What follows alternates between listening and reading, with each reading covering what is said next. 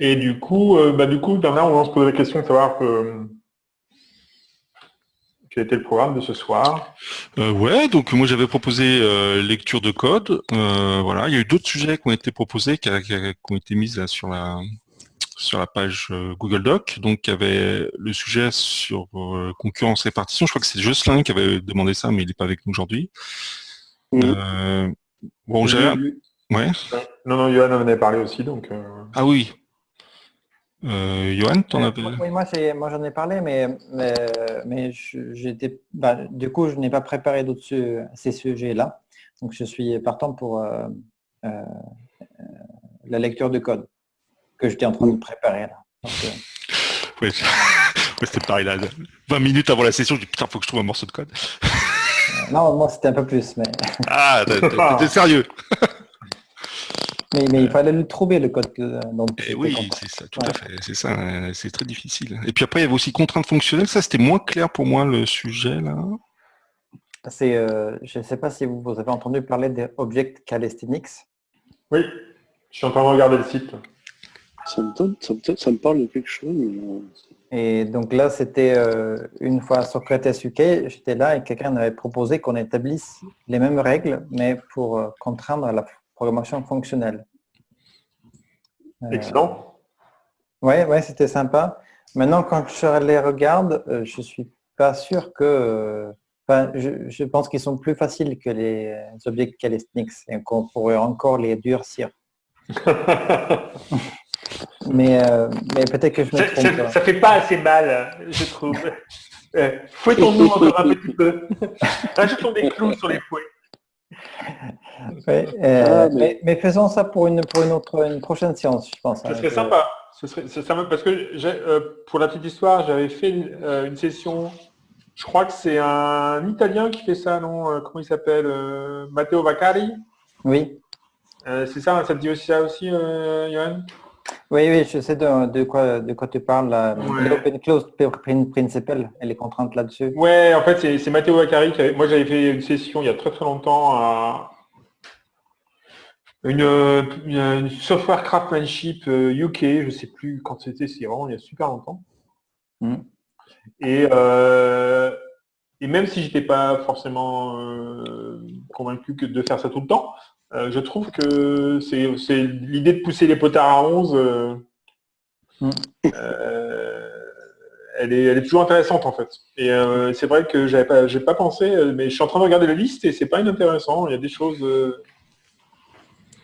Ouais, c'est pas mal. Il y a peut-être des choses intéressantes effectivement à faire. Ouais. Moi, ça me rappelle un peu les figures de style aussi que l'on fait quand on fait des codes retreat. On s'interdit par exemple le ifs and else et donc on est obligé de jouer sur l'héritage. Bon, ça marche bien avec les objets et ainsi de suite. Je suis en train de regarder. Ça y ressemble un peu. Oui, donc et Object Calisthenics, ouais, c'est vraiment un truc. Je sais plus d'où est-ce que ça vient exactement. Mais... C'est l'anthologie de ThoughtWorks où plusieurs personnes avaient écrit un chapitre. Ah d'accord. Ok. Et Jeff Bay, je crois, avait fait un chapitre sur Object Calisthenics. Ok, super. Oui, voilà, ça fait des sujets à l'avance, c'est cool. Bon, du coup, pour aujourd'hui, on peut aller sur la lecture de code. Je sais pas si... Donc là, Johan nous disait qu'il avait préparé quelque chose. Moi, j'avoue que j'ai aussi préparé une petite chose. Bon, rien de très... Voilà. Est-ce qu'il y a d'autres personnes aussi qui ont préparé des choses à montrer Moi, j'ai rien préparé du tout. D'accord. Que dalle. Moi, ça m'a mis dans un profond désarroi. Et oui.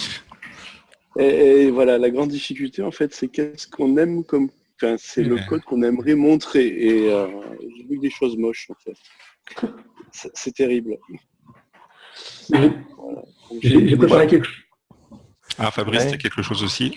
Oui, j'ai préparé quelque chose et j'avais vu le mail de Fabien et ça m'a rappelé un code que j'avais fait en terminale. C'est la première fois que j'avais compris la récursivité en logo. Et il aurait fallu que je le réécrive parce que à l'époque, il n'y avait pas de moyen de sauvegarder ce truc-là et j'ai pas eu le temps de le réécrire. Bon. J'ai ciblé une courbe de LAIF, si j'ai pas de bêtises. logo. Ah, on peut faire des trucs que je ne pouvais pas faire en basique, en logo. Et ça m'avait interpellé. Ah, Nicolas nous a rejoint entre-temps. Du coup, on part sur la lecture de code. Moi, ce que j'ai envie de vous proposer, quand je propose un exercice comme ça qui est pas simple, quand même, de montrer du code, j'aime bien me m'auto imposer d'être le premier à le montrer, comme ça, voilà, personne ne sera ridicule en passant derrière moi. Vous serez tous mieux que moi, donc c'est cool. Et comme ça, voilà. Donc je propose de commencer.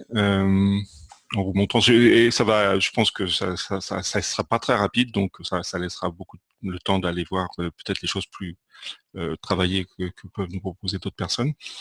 Donc du coup, moi, cette idée-là, pour donner un peu de contexte, moi, m'a été inspiré en fait par un auteur que j'aime beaucoup, qui est assez connu, qui s'appelle Gerald Weinberg. Et peut-être si vous connaissez pas, je vous invite à aller découvrir sa littérature. Elle est vraiment passionnante sur notre métier de création logicielle. Et il a écrit notamment un livre qui a été édité pour la première fois en 71, qui s'appelle Psychology of Computer Programming, je crois.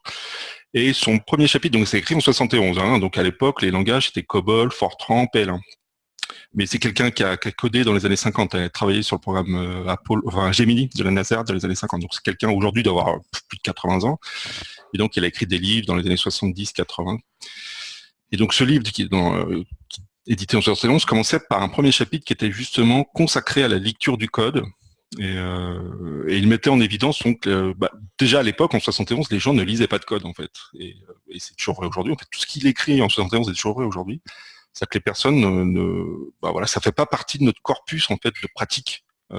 Bien sûr, ne lisent pas de code. C'est pas une pratique reconnue en tant que telle. Bien sûr, on se retrouve tous à lire du code, ne serait-ce que le code qu'on essaye de modifier, qu'on a un ticket Jira à faire, et voilà, il y a un bug à fixer qui a été écrit éventuellement par nous-mêmes ou plus souvent même par d'autres personnes. Mais c'est le travail de lecture de code, comme on peut avoir un groupe de lecture de romans, en fait, c'est pas vraiment quelque chose de connu et de pratiquer. Et pourtant, ça pose une question essentielle, et je pense qu'elle est à la source de beaucoup de la difficulté de l'exercice, c'est que ça pose la question, mais c'est quoi du bon code en fait? Je pense qu'on peut trouver plein d'exemples de code pourri. Ça, je pense qu'on peut tous en exhiber, qu'on a écrit nous-mêmes ou dans des projets legacy. Mais par contre, cette question on va lire du code qu'on juge intéressant et voilà, et remarquable, et ça me posait la question, mais putain, mais c'est quoi pour moi du beau code, quoi? Du coup, je me suis prêté à l'exercice, et l'idée qui m'est venue, alors là, du coup, cette occasion aussi, peut-être, non pas de m'auto-congratuler, mais c'est un morceau de code sur lequel je travaille en ce moment. En fait. Donc, du coup, c'est du code que j'ai écrit, mais à la limite, c'est pas tant le code que moi j'ai écrit qui est intéressant. Je trouve, c'est plutôt la librairie que j'ai utilisée. Alors, de quoi s'agit-il? Alors, je vais partager mon écran. Comme ça, ce sera plus clair. Je ne sais pas si vous voyez un petit peu ce qui se passe là. Si. Donc voilà, je lance le programme. Parce qu'en fait, finalement, déjà, ce que disait Weinberg, et je trouve intéressant, c'est qu'il disait un bon programme, au minimum, il doit fonctionner. Non, mais il donne des exemples, et effectivement, tu te dis, mais attends, effectivement, tu as plein d'exemples de code, les mecs ont parlé de trucs, critiqué les applis, mais le truc juste ne marche pas, quoi. Donc déjà, un premier point, c'est qu'un truc qui marche. Et donc voilà, moi j'aime beaucoup faire des petits jeux comme ça, de Snake ou de Tetris. Et là, donc je l'ai fait un petit jeu avec une librairie qui s'appelle Gloss, qui est une librairie qui permet de faire des jeux en 2D, en Haskell en fait. Donc déjà, je trouve le résultat assez, moi à titre personnel, il m'interpelle parce qu'en fait, ce genre de petits jeux tout bête, c'est typiquement le genre de jeu que je faisais en basique quand j'étais ado, quoi, et que je programmais à l'époque sur Apple II, quoi.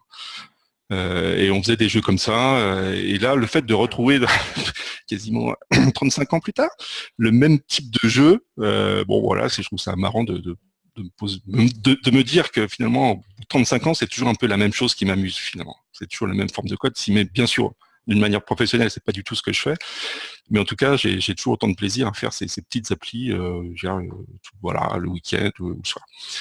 Alors si on va regarder le code, en fait, je me suis inspiré du code qui a été fait sur un jeu équivalent qui a été fait en Elm par un monsieur qui s'appelle c'est lui là, Yann Kui, peut-être vous le connaissez, il est assez connu, il a fait des sessions à Lencraft notamment. Il fait plein de trucs très intéressants de ce monsieur, et donc il avait sur son GitHub, en fait, j'étais tombé il y a peut-être 1 an ou 2 sur un bout de code qui est une implémentation d'un Snake en Helm.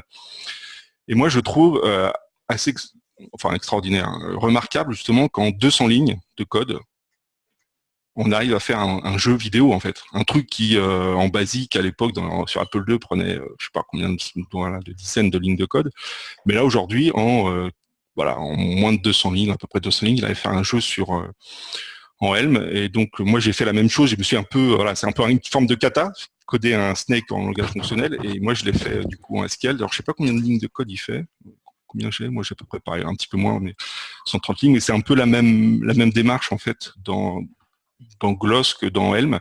Peut-être que le Gloss est un poil plus élégant, mais et voilà. Et moi je trouve que le code qu'on obtient pour faire ce jeu, moi ce que je trouve remarquable, c'est qu'il est assez simple en fait. Ça que ce que j'apprécie beaucoup, moi, c'est faire des choses compliquées de manière simple. En fait. Faire des choses simples de manière compliquée, évidemment, ça n'a aucun sens, mais aussi arriver à faire des choses qui sont faciles à lire, et j'ai envie de dire qui seraient presque lisibles par un débutant. Le code idéal pour moi, ça serait effectivement du code qui peut être fait dans un langage sophistiqué comme celui d'Haskell, mais finalement quelqu'un qui débarquerait, qui serait débutant dans le langage, pourrait le comprendre en fait assez facilement. Donc j'utilise assez peu de il y a rien de très compliqué dans tout ça. Il y a juste un petit peu il y a un bout de truc là, avec un do au début, mais qui va en fait masquer toute la complexité. Et ça, c'est la beauté, justement, je pense, de la librairie Gloss, qui masque, finalement, derrière cette fonction play, toute la mécanique complexe, on peut imaginer, qui gère, en fait, derrière une librairie 3D. C'est de l'OpenGL qu'il y a derrière, en fait. Et tout ça est masqué, en fait, dans une pauvre fonction play, donc rien d'extraordinaire, en fait. Mais quand même, tu passes 2-3 paramètres, tu dis que voilà, j'ai une window, j'ai une fonction qui permet de faire le rendu en fonction d'un état, et elle va être appelée un certain nombre de fois par seconde. Il y a une fonction qui permet de gérer des événements, et puis cette fonction d'update qui permet à partir d'un état, de faire, de calculer l'état suivant. Donc là, la fonction update, elle est pas super jolie, j'avoue. Mais après, le code derrière, c'est vraiment du code assez basique en fait, qui a rien d'extraordinaire. Et en quelques dizaines de lignes de code finalement, on obtient un jeu complet qui fonctionne. Et je trouve ça, plutôt pas mal. Et c'est pas tant finalement, à la limite, ce que je trouve appréciable, c'est pas tant mon code en fait. C'est plutôt, j'ai envie de dire, la librairie Gloss en elle-même. En fait, justement, cette librairie qui permet, avec des fonctions et des primitives qui sont offertes nativement, comme cette fonction picture ou même cette fonction play qui est là, toute la magie qui est un petit peu masquée derrière ces fonctions-là, permettent d'écrire de manière simple un jeu qui marche. Alors là, le jeu est bien sûr, il est super trivial, mais on imagine très facilement qu'on peut faire des jeux plus sophistiqués, shoot them up, des trucs, ou un Tetris avec du son, etc. On pourrait, ça ferait partie des nombres de choses qu'on pourrait faire. Voilà. Je sais pas ce que vous en pensez. J'ai fini déjà cette première partie de mon monologue. Qu'est-ce que si vous avez des réactions, qu'est-ce que ça vous inspire? Vous êtes parti, vous m'entendez ou... Oui, on entend. Je réfléchis à la meilleure question à poser. Je vais réfléchir encore un peu.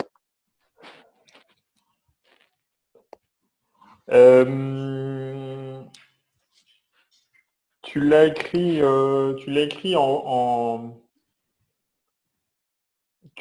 en t'inspirant de l'implémentation Helm, ou tu l'as écrit juste en disant bon voilà, je vais écrire un Snake? Non, en fait, tout à fait. Je me suis inspiré de Helm. La structure est très proche. Enfin, tout à fait. L'architecture est très... Tout à fait, c'est la même chose quasiment. Enfin, c'est quasiment une traduction du Helm en Haskell Gloss. En fait, j'avais déjà fait... quand j'avais un petit peu joué avec Helm il y a peut-être un an et demi, j'étais tombé sur ce code-là justement, et je l'avais un peu travaillé, je l'avais refait en fait. J'avais suivi un petit peu cette structure de code justement pour faire un Snake en Helm. Donc j'avais gardé ça en mémoire. Et donc, il y a 2-3 semaines, je me suis souvenu que ah ouais, tiens, je me suis souvenu un petit peu de la structure de code qui permettait de faire que j'avais retrouvé dans le code comment s'appelle-t-il, de Yann Cui. Et du coup, quand j'ai vu qu'on pouvait faire la même chose en Gloss, je suis tombé également sur cet article de blog où la personne ici décrit comment coder en Gloss. Alors lui, je sais plus ce qu'il fait comme truc, il fait bouger une balle, je crois, mais c'est pas voilà. Mais je me suis dit tiens, c'est pas mal cette librairie Gloss. Mais sauf que ou plutôt que de faire comme lui, faire bouger juste une balle, je vais faire un jeu de Snake. Mais effectivement, c'est complètement inspiré finalement la structure de code du jeu en réel. En vrai, cette structure-là, elle est pas du tout, elle est assez courante. Hein. Enfin, bon, je suis pas un spécialiste des jeux, mais c'est pas la première fois que j'étais tombé sur un framework de jeu également qui était fait en Racket. Donc Scheme, quoi. Finalement, c'est la version moderne de Scheme en langage Lisp, dans lequel il y avait également des primitifs qui me permettaient de faire des animations graphiques, et ça avait exactement cette structure-là en fait. Hein. C'était le même style de programmation avec une fonction un peu magique qui appelle à intervalles réguliers, une fonction render, et puis voilà, des updates, etc. Et d'ailleurs, j'avais donné des cours, donc j'avais travaillé dans une grande banque là, à la Défense il y a quelques années. Je m'étais un petit peu, entre midi et deux, j'avais organisé des cours pour des débutants, qui en l'occurrence, il y avait beaucoup de femmes, c'était plus des débutantes d'ailleurs, les personnes qui étaient venues. Et en fait, je les avais un petit peu formés à la programmation donc en Lisp. C'était des gens qui connaissaient rien à l'informatique, hein, donc il y en avait ni JavaScript, ni rien du tout, enfin, ils partaient de zéro. Et du coup, moi, j'avais choisi Racket et on avait fait des jeux qui avaient un petit peu cette forme-là, en fait. Bon, c'était du Lisp, pas du Haskell, mais et le framework de dessin, finalement, était à peu près le même. Et on arrivait de la même manière à du code très, très simple, en fait. En quelques dizaines de 10-20 lignes, on arrivait à faire bouger quelque chose à l'écran.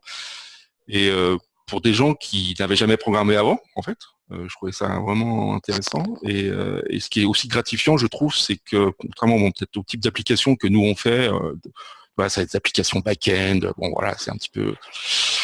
C'est industriel, j'ai envie de dire. Là, il y a le plaisir en plus d'avoir un petit jeu avec lequel on peut s'amuser. Quand je l'ai montré à mes enfants, ils disaient ah super un jeu, c'est toi qui as fait ça, papa et tout. Enfin, c'était sympa. Quoi. Est-ce que là effectivement le code a l'air propre, petit et réduit, mais est-ce que tu sais quelles sont les complexités qui sont évitées par la librairie par exemple ou par la conception de ton code? Alors moi, j'avais un petit peu joué avec, alors ça, il y a peut-être 10 ou 15 ans, j'avais regardé un petit peu OpenGL, la librairie 3D, et elle était, mais alors, bon, en plus, quand j'avais regardé, c'est une librairie en C, hein. C'était un truc, mais t'as 3 bouquins énormes avec toute la complexité du rendu graphique en 3D, les vecteurs, les machins, les rendus, aussi les projections de textures, etc. Donc tout ça, en fait, alors je suis pas sûr que toute cette complexité-là soit disponible dans un framework comme Gloss. Mais en tout cas, tout ça, ça n'apparaît absolument pas. Après, je pense que c'est plus aussi le côté comment gérer l'écran, en fait. Je pense qu'il y a si je voulais coder ça en partant de la couche en dessous, en fait, ce que fait Gloss OpenGL, je me retrouverais à gérer, c'est beaucoup de choses hardware, en fait. Là, je suis sur un Linux, donc il faudrait gérer le X-Window, il faudrait gérer, comment tracer des courbes et des rectangles et des carrés en X-Window, et bon... Et c'est quand même, si on regarde un peu la signature des fonctions qui permettent de faire du X-Window, c'est quand même, pour le coup, ça fait pas du code élégant, quoi. Hein. Donc, et je trouve justement que là, les personnes qui font ce genre et c'est pareil en JavaScript finalement, quand on regarde Helm par rapport à coder, de base avec les fonctions JavaScript de base dans un browser, putain, ça fait pas du code ça fait un peu peur, quoi. Et je trouve justement, c'est ça qui est intéressant, c'est ce que disait aussi dans un article assez célèbre, Alan Kay.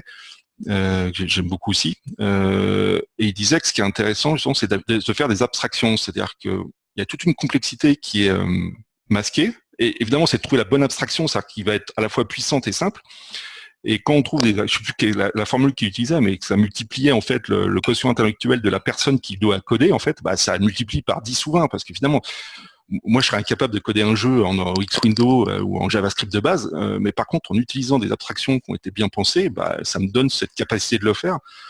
Et moi, qui sais un peu programmer, mais aussi, comme je disais tout à l'heure, même des débutants, en fait. Et je trouve ça remarquable, en fait, justement, d'avoir réussi à créer cette abstraction.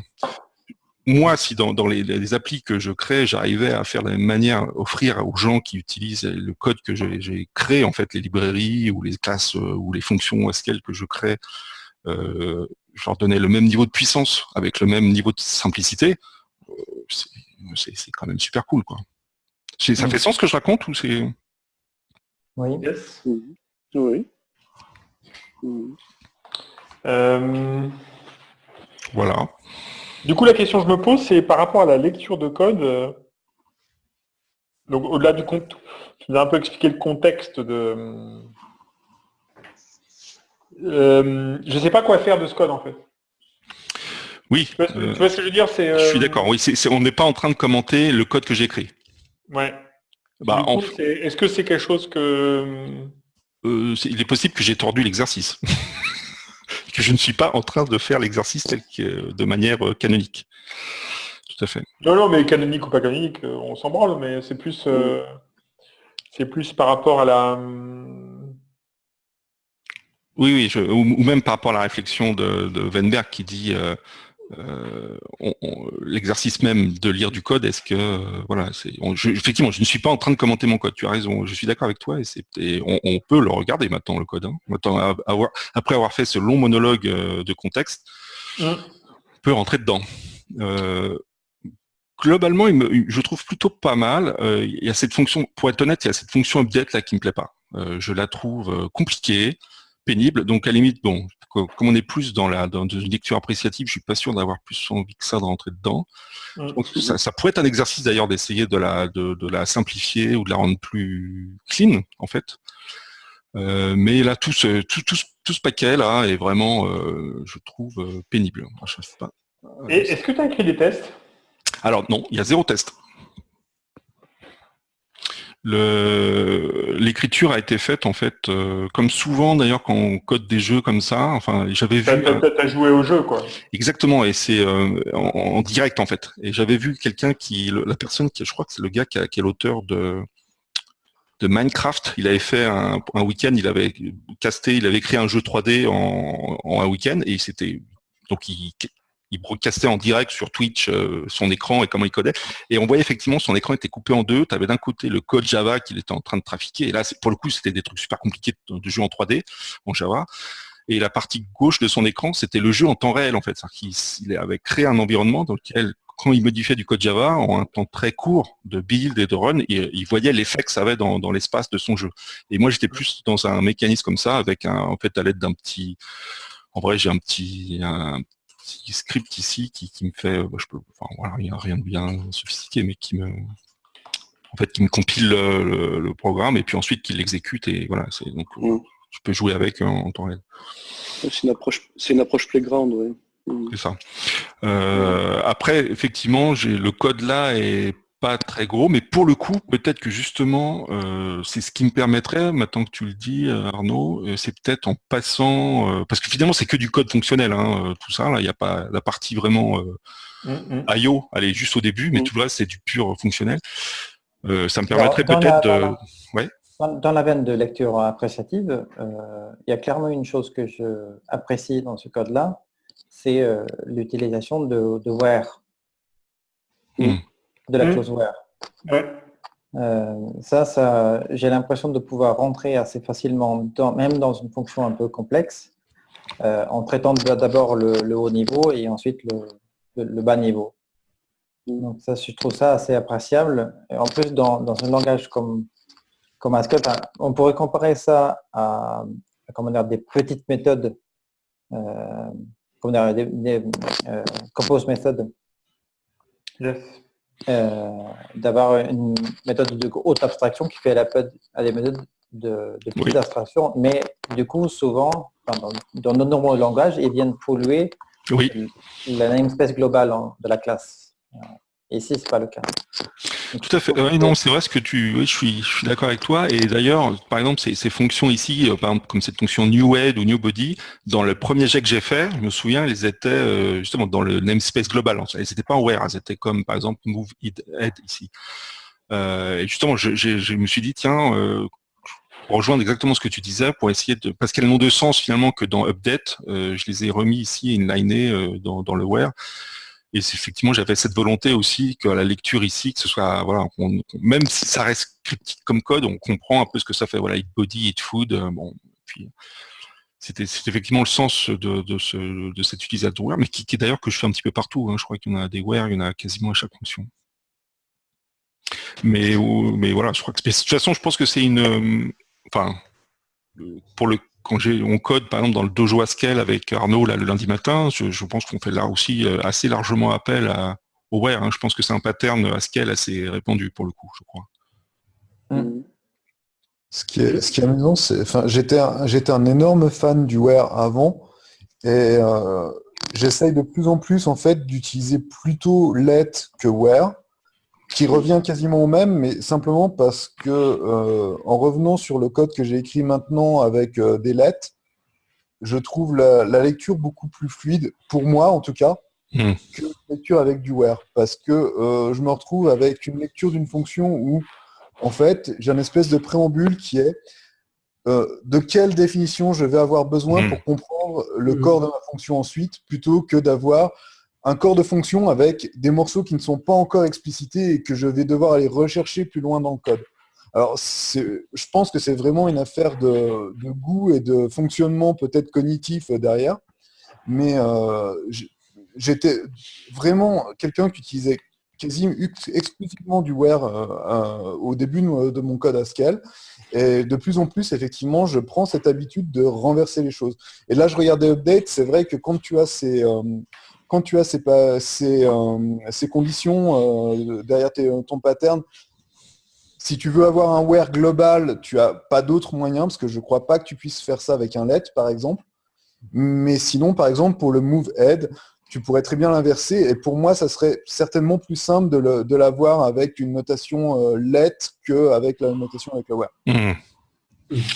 Alors, ta remarque me fait penser à un autre aspect que ce God qui m'a aussi... Là, c'est un peu un mystère pour moi. Là, je suis dans un style où j'essaye, grosso modo, on l'amène en premier, j'ai envie de dire, les fonctions un peu de haut niveau. Toi, ça fait le main, le update, et plus on descend, plus on va aller dans des choses, des feuilles, en fait, des utilitaires. J'ai l'impression, oui.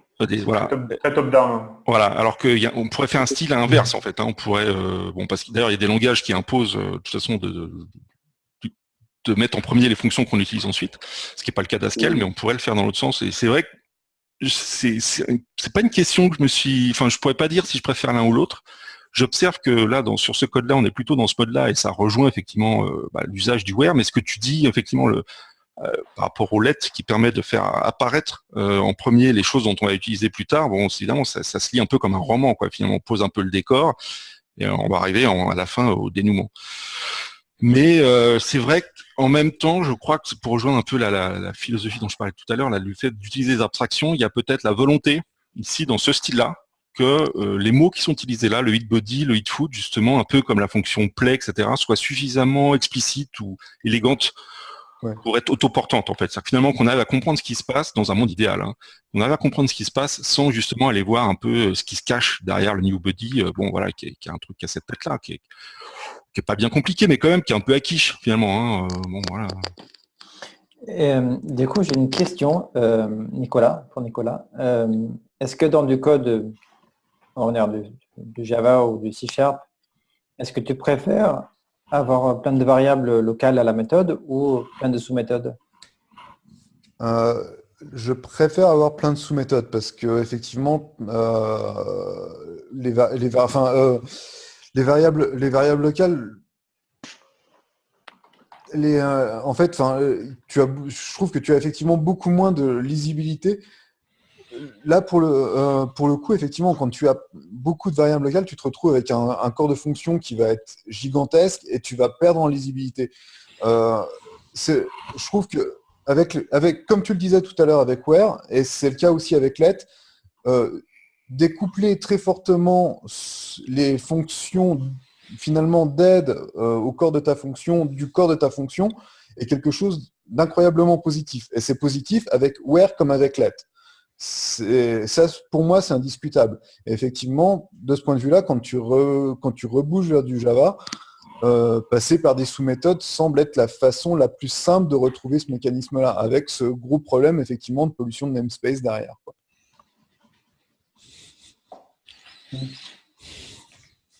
Ouais, je cherchais si c'était lecture de l'abstraction, le haut niveau ou bas niveau en premier que tu cherchais, mais ouais, il semble pas qu'il y ait un... ça se traduit pas forcément en équivalence, donc Ouais. bon bref. Voilà. Bernard, j'avais une question par rapport à énoncer. Tu disais que tu partageais du code. Ce code-là, tu le partages parce que tu as l'impression de refaire ce que tu faisais facilement avec ton Apple II il y a 30 ans où tu codais et tu avais un feedback très rapide de ton ordinateur parce qu'on faisait que des choses très graphiques. Et aujourd'hui, tu as le feedback, tu es obligé de le voir par des tests et c'est des points. Est-ce que c'est pour ça que tu voulais montrer qu'est-ce qui a motivé ce code en fait? Non, en fait, là, enfin oui, j'en parlais au début parce que c'était plus un aspect personnel peut-être. Ça c'est le côté un peu voilà, émotion, j'ai envie de dire par rapport à ce code, mais le mot est fort. Mais voilà, un peu affectif, voilà, plus qu'émotion. Non, là vraiment le point qui me paraît qui m'intéresse moi en tout cas, voilà, que j'apprécie dans cette forme-là, c'est ce qu'on dit depuis le début là, c'est le fait d'avoir des fonctions simples en fait qui sont abordables par un débutant, mais qui néanmoins finalement permettent de faire des choses compliquées. Et effectivement, ça peut être assez et ça peut donner un sentiment un peu de déception dans le sens où ouais, bah, enfin ça va quoi. C'est du code de débutant, compréhensible par un débutant plus précisément. Et ouais, et c'est ça.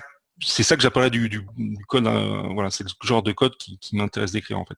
Sachant qu'effectivement derrière il a, alors là c'est pas moi qui l'ai fait la librairie et puis Gloss, mais si si je devais écrire un framework un peu plus imposant, je sais pas si je voulais faire une librairie par exemple pour faire un serveur web, voilà, bon il en existe de toutes sortes, mais même quand on utilise une librairie de serveur web, moi j'aime bien aussi que ce soit, je suis plus dans l'équivalent des Sinatra et autres petits frameworks comme ça que sur les trucs que Apache, quoi. J'aime bien les trucs simples à utiliser en fait, et qui néanmoins masquent derrière à la fois quelque chose qui est sophistiqué et puis idéalement évidemment qui fonctionne en fait, qui soit fiable. Finalement le truc.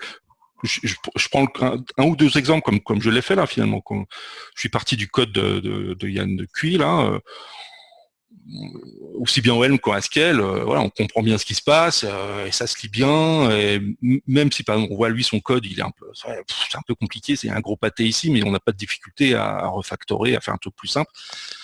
Par rapport à, je sais pas, quand on code avec des frameworks compliqués, ou du code alambiqué qui est mal structuré et qui est vraiment pénible, quoi. Donc c'est plutôt cet aspect-là qui m'intéresse à moi. Ok, merci. Voilà. Je suis pas sûr qu'il y ait grand-chose d'autre à en dire. Effectivement, je suis d'accord. On n'est pas rentré dans le détail des fonctions. Mais en même temps, je crois que c'est peut-être ça la propriété qu'elles ont, c'est qu'il n'y a pas grand-chose enfin, elles sont tellement simples qu'il n'y a pas grand-chose à en dire, en fait. Et c'est peut-être ça que j'apprécie, justement. Par contre, je pense que arriver à ce niveau-là, enfin, à faire des choses simples comme ça prend du temps, quoi. Je pense que si on se lance, voilà, si je voulais faire un jeu ou une application graphique from scratch sans utiliser Gloss ou des choses comme ça, je pense que le code, ça prend du temps, quoi, pour obtenir avoir un truc simple.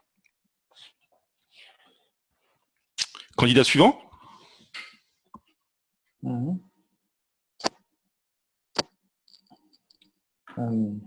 Moi, j'hésite encore entre plusieurs bouts de code à vous montrer. Bah, tu peux tous les montrer à la limite. Ouais, ça ferait monopoliser un peu le temps. En fait, justement, pour peut-être voir le temps qui nous reste, est-ce qu'il y a d'autres personnes qui ont du... J'en ai un. Je pense que je sais lequel est le plus important. D'accord. Donc, comment je fais pour partager mon écran? Tu vas avoir une... C'est ça.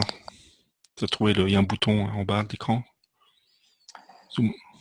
Desktop. Voilà, tu peux choisir soit le desktop, soit l'application aussi, selon ce qui est le plus pratique pour toi. Oui, c'est peut-être desktop en fait. Bon bref, dites-moi comme. Ouais, bon. On le voit. Je voulais montrer je voulais montrer un bout de code où c'est plutôt l'absence de code qui est sympathique.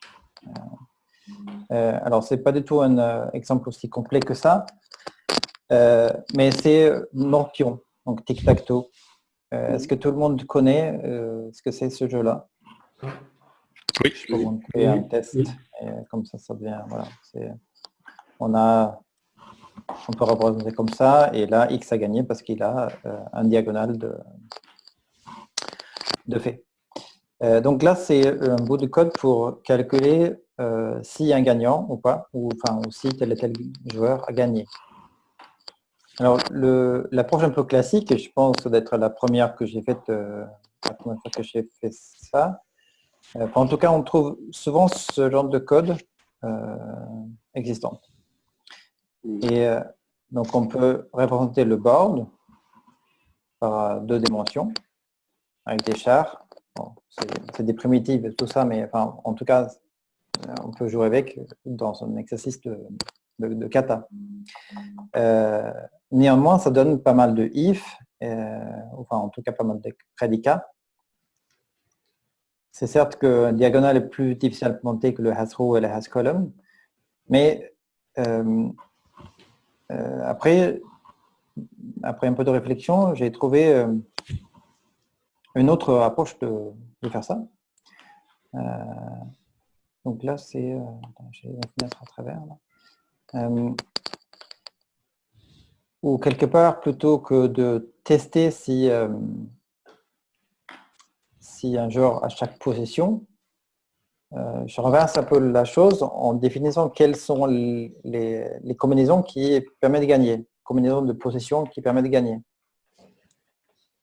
Et de cette manière-là, tous les if disparaît visiblement parce que je change la structure de données en entrée. J'encode quelque part la logique du programme dans la structure de données que j'injecte finalement. Ah oui. C'est génial ton truc. Oui, j'étais content. J'étais content quand j'ai trouvé ça. Et donc du coup, quelque part, j'avais fait la conclusion que finalement, si je choisis la bonne structure de données, la conclusion. L'observation. J'avais l'intuition qu'en choisissant la bonne structure de données, il y avait un enjeu important. Et j'avais déjà vécu ça quand j'avais implémenté un Enigma dans une conférence. Il fallait coder vite un Enigma. J'avais fait ça en closure et effectivement, ça avait fini extrêmement vite parce que justement, j'avais réussi à simplifier énormément la structure de données qui est sous-jacente. Non, je n'ai pas trouvé ce code-là et je n'ai pas eu le temps de le refaire. Bref. Mais en y réfléchissant, quelque peu après, j'ai trouvé encore mieux. Et donc là, c'est ce code-là. On sent qu'il a préparé, Johan. Ouais. Ouais, non, mais il y a un narratif et il y a une tension narrative qui est bien amenée. D'accord. Je te taquine. Bon, après, en même temps, j'avais fait un Human Talk sur ce sujet-là, donc du coup, c'est un minimum préparé, ouais. Non, mais c'est aussi bien, il n'y a pas de problème. Oh là, Cédric là qui fait genre... qui nous casse la magie là. Non, absolument pas. Mais ça me fait tout de suite rigoler parce qu'en fait, j'ai fait un tutoriel React avant-hier et c'était sur le tic-tac-toe. Et à un moment donné, à la toute fin du tutoriel, il dit « Tiens, on va coder la fonction qui va dire s'il y a un gagnant ou pas. » Et je me suis dit « Oh là là, ça va être super moche. Quoi. Ça va être.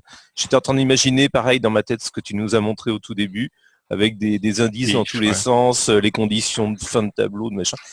Et puis, je tombe sur le code qu'ils avaient fait, et je me dis ah ouais, mais en fait, c'est juste pas con, quoi. Il y a tellement de peu de solutions pour gagner, en fait. Et c'est exactement ce que tu es en train de montrer. Et c'est pareil, ça m'a illuminé avant-hier. Je me suis dit, ah bah ouais, carrément, c'est beau. Ouais. Ouais, alors, du coup, la solution de droite dont j'étais si fier, il se trouve que j'ai en réalité choisi une structure de données trop complexe. J'ai un board qui est le travers naturel pour dire, oui, effectivement, dans la vraie vie, j'ai un board, donc du coup, il faut que j'ai ça dans mon code. Alors qu'ici, l'astuce, c'est de passer juste les places d'un joueur, et donc de plutôt avoir de partir d'un board où il y a les deux joueurs à mélanger. J'ai deux listes et donc du coup ça simplifie le code. Oui. C'est juste pour... c'est assez drôle, c'est que ma première expérience en TDD qui remonte aux années 2000, je m'étais forcé à faire une bataille navale.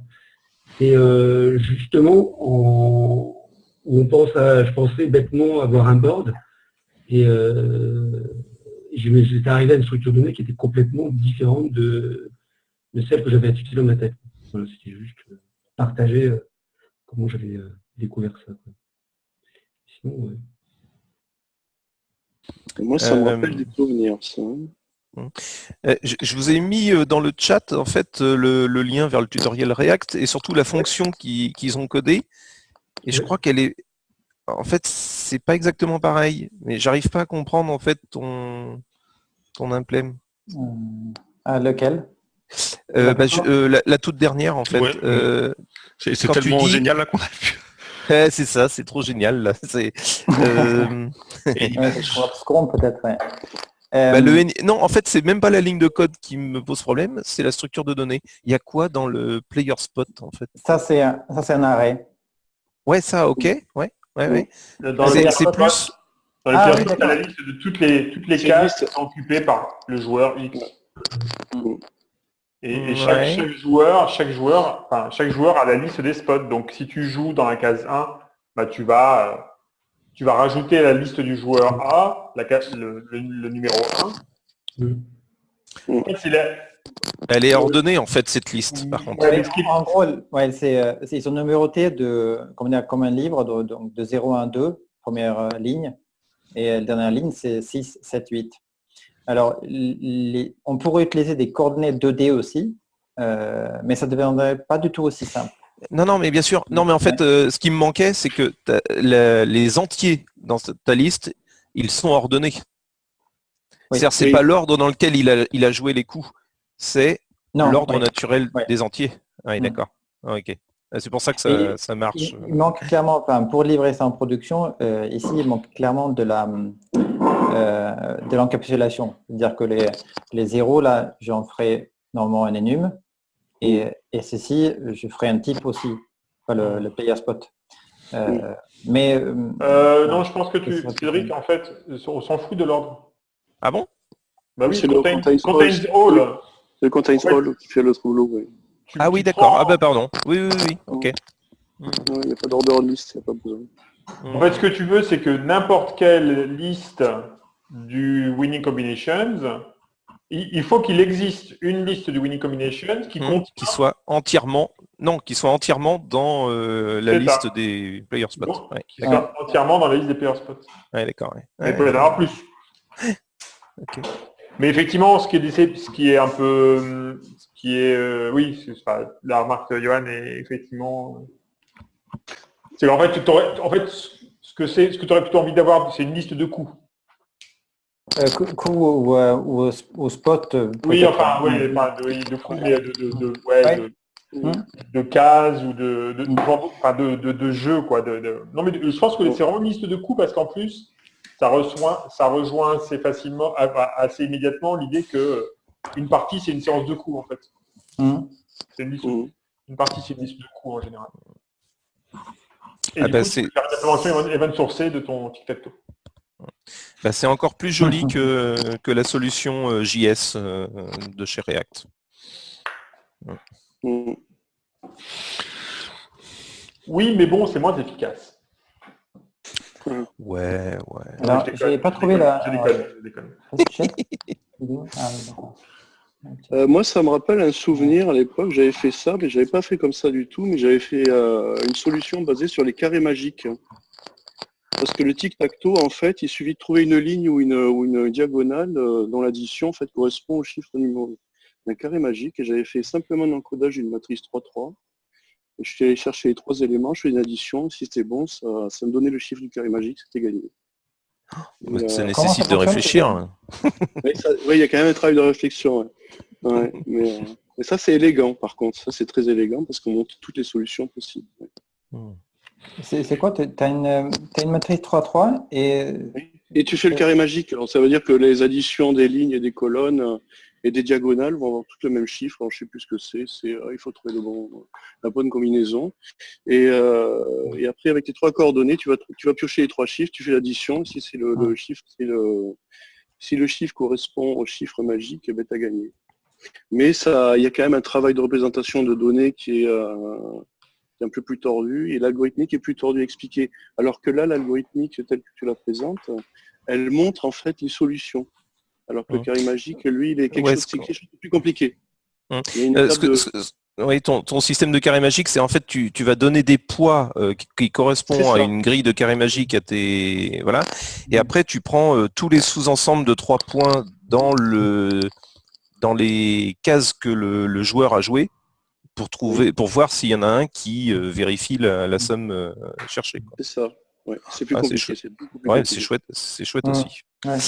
C'est une autre. Ouais, utilisant des nombres primaires, on pourrait peut-être faire ça. Une autre élégance. Ouais. Mais par contre, c'est moins compact. L'écriture est beaucoup moins compacte. Là, elle est vraiment compacte. J'aime beaucoup. Et ouais, au début, tu disais que tu avais, enfin, pour ce jeu-là, cette approche-là avait fonctionné parce qu'enfin, on a codé finalement en dur les combinaisons gagnantes et qu'effectivement, c'est un jeu avec un carré 3-3, donc c'est petit et finalement, ça fait pas beaucoup de combinaisons. Donc, on les voit apparaître comme une liste statique. Bon, on peut, en parcours, il y a les 10 éléments là, il y a les 8 éléments qu'il y a dans la liste et on peut se les imaginer visuellement d'ailleurs. Néanmoins, si on avait, je me pose la question, si on avait un espace plus gros en fait, voilà, plus de valeur en fait, est-ce que ça aurait encore un sens d'avoir évidemment une abstraction supplémentaire qui générerait finalement les combinaisons gagnantes a priori, et ça resterait là aussi plus élégant, enfin, ce serait plus, enfin, et ça ferait également une solution intéressante malgré tout. Oui, absolument. Je pense que c'est toujours une question de trade-off. Qu'est-ce que je calcule et qu'est-ce que je ne... Enfin, hardcode, on va dire. C'est en augmentant la dimension ou la taille du board, effectivement, on a besoin de rendre plus générique la solution. Oui, puis ça devient du coup un trade CPU mémoire, quoi. Est-ce que je commence par précalculer tous les coups gagnants pour le type de board, enfin les dimensions que j'ai sur mon jeu, et ensuite je peux utiliser ton approche, Johan, ou est-ce que je le fais à chaque fois et dans ce cas-là je retombe sur des algorithmes plus habituels, quoi.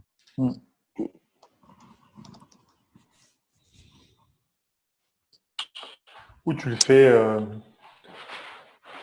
générer par le compilateur. Oui, c'est ça.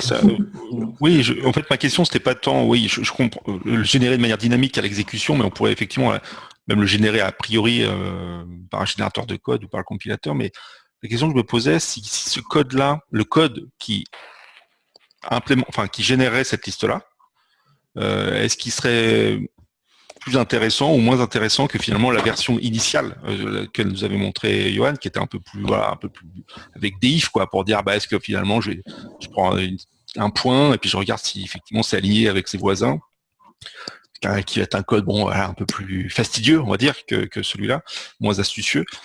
Mais finalement, si on compare avec le code qu'on ferait si on avait un espace plus large et qu'il fallait générer à l'exécution, à la compilation, l'espace de solution, bon, finalement, c'est ce qui serait plus élégant, quoi. À voir. Enfin, c'est marrant. Parce que là, c'est vrai que c'est séduisant, hein, cette approche-là qui dit, ah, tiens, je prends un raccourci et ça me fait un code vachement plus élégant. On a envie de pouvoir le généraliser, quoi, en fait. Ah, bon, je sais pas. Non, je pense pas. Par contre, je cherche toujours à confirmer ou à infirmer cette intuition-là qu'on peut souvent jouer beaucoup de simplification dans la structure de données qu'on utilise de façon sous-jacente. Je suis un peu convaincu, mais je n'ai pas assez de matière pour en décider. Ouais. Pour le systématiser ou pour le pour vraiment bien comprendre quel est le mécanisme, quoi. Là, c'est clairement remplacer du conditionnel par de la donnée. Mais est-ce que c'est pas... je disais ça en plaisantant, mais pas complètement, en fait. C'est ce que fait un compilateur quand il fait des lignes de constante ou du loop unrolling, en fait. Oui, ouais. Tout à fait. Mais du coup, est-ce que le coût de... la question, c'est si on essaye d'écrire le code qui génère cette liste-là. Oui. À mon avis, il va pas être simple. Ouais, il va pas être simple. Bah, justement, ce serait un exercice intéressant. Ouais.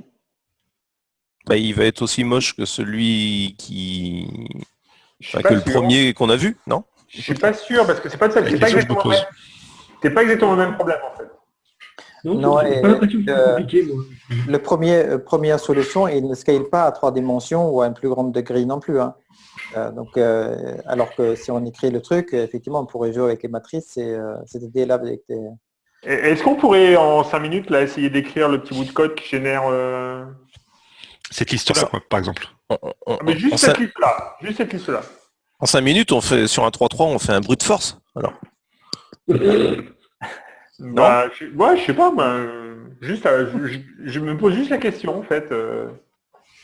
Bon, alors là, je détourne carrément l'exercice, parce que c'est même plus de la lecture, c'est de l'écriture. Mais... La difficulté, c'est le diagonal. Les autres, c'est extrêmement facile. C'est un exemple, et puis tu shifts de 1. Là, tu fais plus 3. Tu prends un exemple, tu fais plus 3. Là, tu fais un exemple, tu fais plus 1 sur chaque élément. Et là, c'est un peu différent. Et je ne sais pas comment ça se générait ici. Mais en fait, ça n'aurait pas... Je suis pas sûr que ça ait plus d'intérêt que ça, parce que finalement, si on avait une façon qui fait ça, on pourrait l'exécuter à chaque fois, à chaque coup, quoi, non? On pourrait se dire, tiens, je prends cette séquence de là où on est le board, avec la fonction, je sais déterminer si elle fait partie du set, elle satisfait à la question, est-ce que c'est un alignement gagnant ou pas, quoi. Donc du coup, générer à l'avance. Tiens, j'ai une idée. Imaginons qu'on avait donc on a ici une matrice. Donc là, on pourrait décrire. Donc là, on fait on a une matrice donc, du code qui est 0 à 9. Et en transposant, si on a cette diagonale-là, en inversant le matrice, on pourrait choper ces éléments-là. Tes solutions sont symétriques. Ouais. Donc on pourrait effectivement, là on enlève une ligne et là on a cette ligne-là. Ouais, on colonne, pardon. Ouais. Oui, mais les diagonales restent problématiques. Là, j'ai peur qu'en réfléchissant sur du 3-3 uniquement en 5 minutes, on trouve des règles pour trouver les solutions qui finalement ne sont pas des règles générales et ne sont pas... Les diagonales sont assez simples à trouver. C'est la largeur de ton tableau plus 1 quand tu décales. Et dans l'autre sens, c'est la largeur de ton tableau moins 1. Elles sont tout aussi simples à trouver que les colonnes et les lignes, pour moi. Ouais, pas tout à fait. Même je pense que moi, à la rigueur, je préférais peut-être continuer l'exercice sur d'autres choses. parce que j'ai l'intuition qu'on pourrait trouver ces formules-là en cherchant un peu sur les maths. Parce que c'est effectivement des possessions d'anométrices, ça doit exister. Oui. Par contre, juste une remarque, si on fait un algorithme, on casse le côté descriptif et on a un aspect déclaratif des solutions par un aspect calculatoire. Et du coup, en fait, on perd peut-être l'intérêt de l'aspect démonstratif de la solution aussi, d'une certaine façon. Si on passe vraiment d'un monde déclaratif vers un monde plus traditionnel de calcul, et je ne sais pas si c'est une bonne idée en fait. Je dis ça comme ça. De toute façon, Arnaud nous a déjà quittés, il est parti le coder en Idris pour l'avoir à la compilation.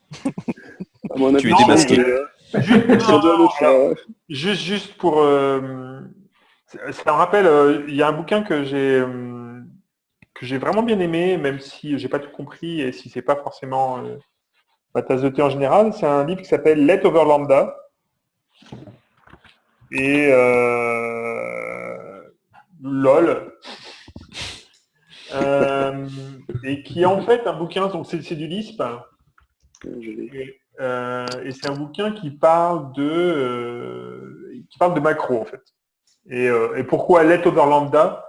Parce que c'est un pattern fréquent de macro en Lisp dans lequel en fait tu construis une fermeture. Parce que tu fais un let dans lequel tu définis des valeurs et tu retournes un lambda et du coup le lambda peut accéder à ces valeurs de let, mais elles sont complètement privées parce qu'elles ne sont pas accessibles à l'extérieur.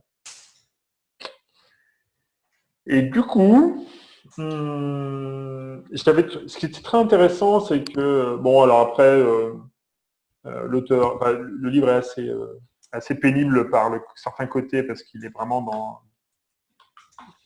C'est parti de cette catégorie de gens qui ont une très haute opinion d'eux-mêmes et qui sont persuadés que toute autre manière de coder que la leur est insupportable et totalement débile.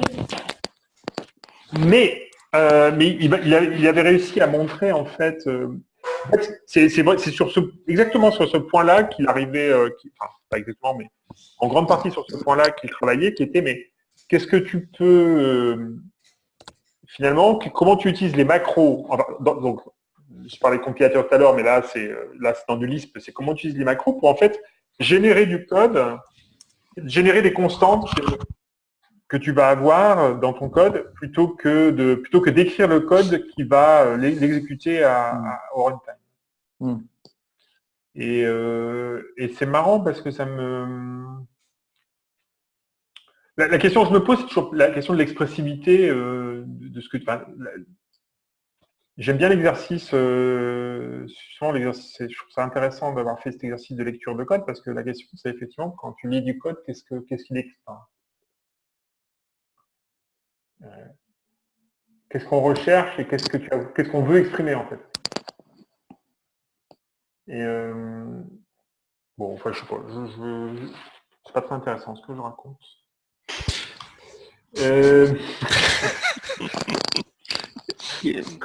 Mais il y a peut-être d'autres exemples. J'avais envie de... Avant d'attaquer peut-être un autre exemple, il y a quelque chose qu'on peut observer là dans les deux cas, aussi bien ce que tu nous as montré que ce que j'ai essayé de montrer précédemment. Dans les deux cas, on a cherché finalement à montrer peu de code en fait. Comme tu disais au début, le meilleur code, c'est l'absence de code. Son introduction, c'était ça. Et ça, c'est assez étonnant parce que, enfin, c'est étonnant. Je pense que les gens qui lisent, les personnes qui apprécient la littérature, enfin moi j'ai des amis qui vont dans des groupes de lecture, enfin parce qu'ils lisent beaucoup et ils aiment ça, enfin comme écouter de la musique ou comme je sais pas, même regarder des films. Donc cette activité de lire des romans, ça leur plaît beaucoup et il y a certains romans qui sont parfois très très épais quoi. Enfin. Donc il y a une grande quantité quand même de pages et de littérature. Et nous, là, dans nos deux exemples, on est plutôt à un extrême inverse, on cherche plutôt à faire les choses les plus compactes possibles. Alors est-ce que c'est parce qu'on est dans une forme particulière qui serait l'équivalent du haïku du code, quoi, voilà, on voit un truc tout petit, ou bien est-ce que, en fait, si quelqu'un arrivait avec un logiciel qui fait 200 000 lignes de code, d'emblée, on dirait, oh là là, c'est quoi ce truc, quoi. Et que finalement, on n'aurait pas de plaisir à le parcourir, en fait, à en parler. Parce que je crois que c'est plutôt la deuxième solution. Je veux dire, au quotidien, on n'est pas dans le mode haïku, et pour autant, on cherche la concision, on cherche l'expressivité à travers des nouveaux langages, et c'est ça le... Et la productivité, hein, aussi, quelque part, après, économiquement. Oui, il y a cet aspect-là, bien sûr. Puis peut-être aussi le fait que, de la même manière qu'un auteur fait plus de fautes d'orthographe et de grammaire quand il écrit beaucoup de pages, on fait beaucoup de bugs. Mais du coup, quand on fait beaucoup de code.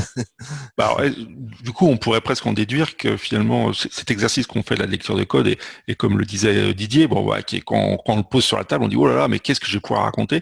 En vrai, peut-être qu'il nous fait pas vraiment plaisir, quoi. Justement, lire du code, c'est pas un truc.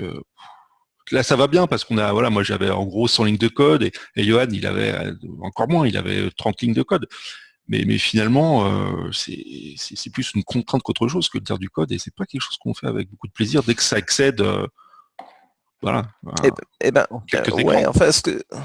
mais contrairement à ce que tu nous as montré, où tu vois, ça m'a pas. D'abord, j'ai pas réussi à tout comprendre parce que c'était du Haskell. Là, en fait, ce qui est plaisant, c'est l'idée derrière. Ouais. Finalement, c'est pas le code en soi, c'est le trick, tu vois, la tournure d'esprit qui fait que tu renverses en fait tu renverses tes habitudes pour dire mais non, mais finalement, il y a une solution plus simple. D'accord. Là, Johan, tu nous montres quelque chose. Est-ce que c'est en rapport avec ce qu'on est en train de dire, ou c'est complètement autre chose? Oui, peut-être. J'ai réagi par rapport à qu'est-ce qu'on cherche. Justement, j'avais trompé un peu dans l'ergonomie et l'utilisabilité en dehors du code. Et finalement, les choses qui sont valables là, je les trouve extrêmement valables et un peu à la racine de pourquoi est-ce qu'on veut du code propre, par exemple. Là, je vous montre une façon d'évaluer l'utilisabilité de quelque chose, d'un outil quelconque. Alors, juste une petite remarque. Learnability et efficiency. Learnability, c'est à quel point je peux faire des choses simples tout de suite sans une grosse coût d'apprentissage. Et l'efficacité, c'est une fois que je connais bien les choses, est-ce que j'arrive à faire vite mon travail? Voilà. L'erreur, c'est le taux de risque d'introduire une erreur et le coût de réparation de l'erreur.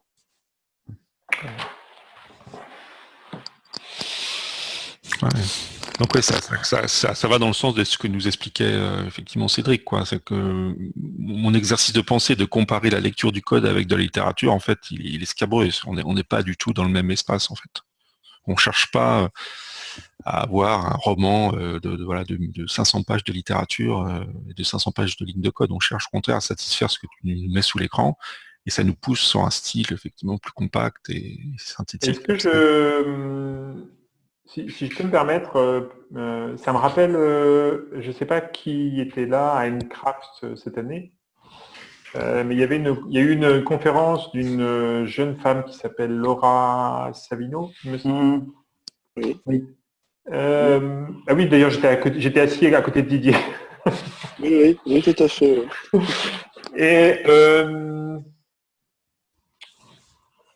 Et sa conférence était sur justement cette question de lisibilité du code. Et en fait, en l'écoutant, je me disais, mais en l'écoutant et en écoutant Bernard tout à l'heure et même Johan, mais c'est peut-être moins évident dans ce que nous a montré Johan, mais dans ce cas, dit Bernard, en fait, il a dit un truc qu'on a tous rigolé, c'est ce qui est quand même bien, c'est que ça marche, quoi.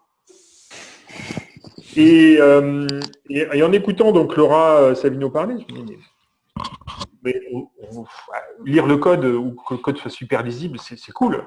Mais en fait, ce que je veux dire, c'est que se prendre la nouille sur des questions de style, sur du code, quand on a plein d'autres questions à résoudre qui sont notamment celles est-ce que ça fonctionne, est-ce que ça rend le service que c'est censé faire, j'avais l'impression que c'était un peu de la masturbation intellectuelle et en même temps, j'ai aussi pas mal donné dans ce truc-là. Je peux vous montrer quelque chose?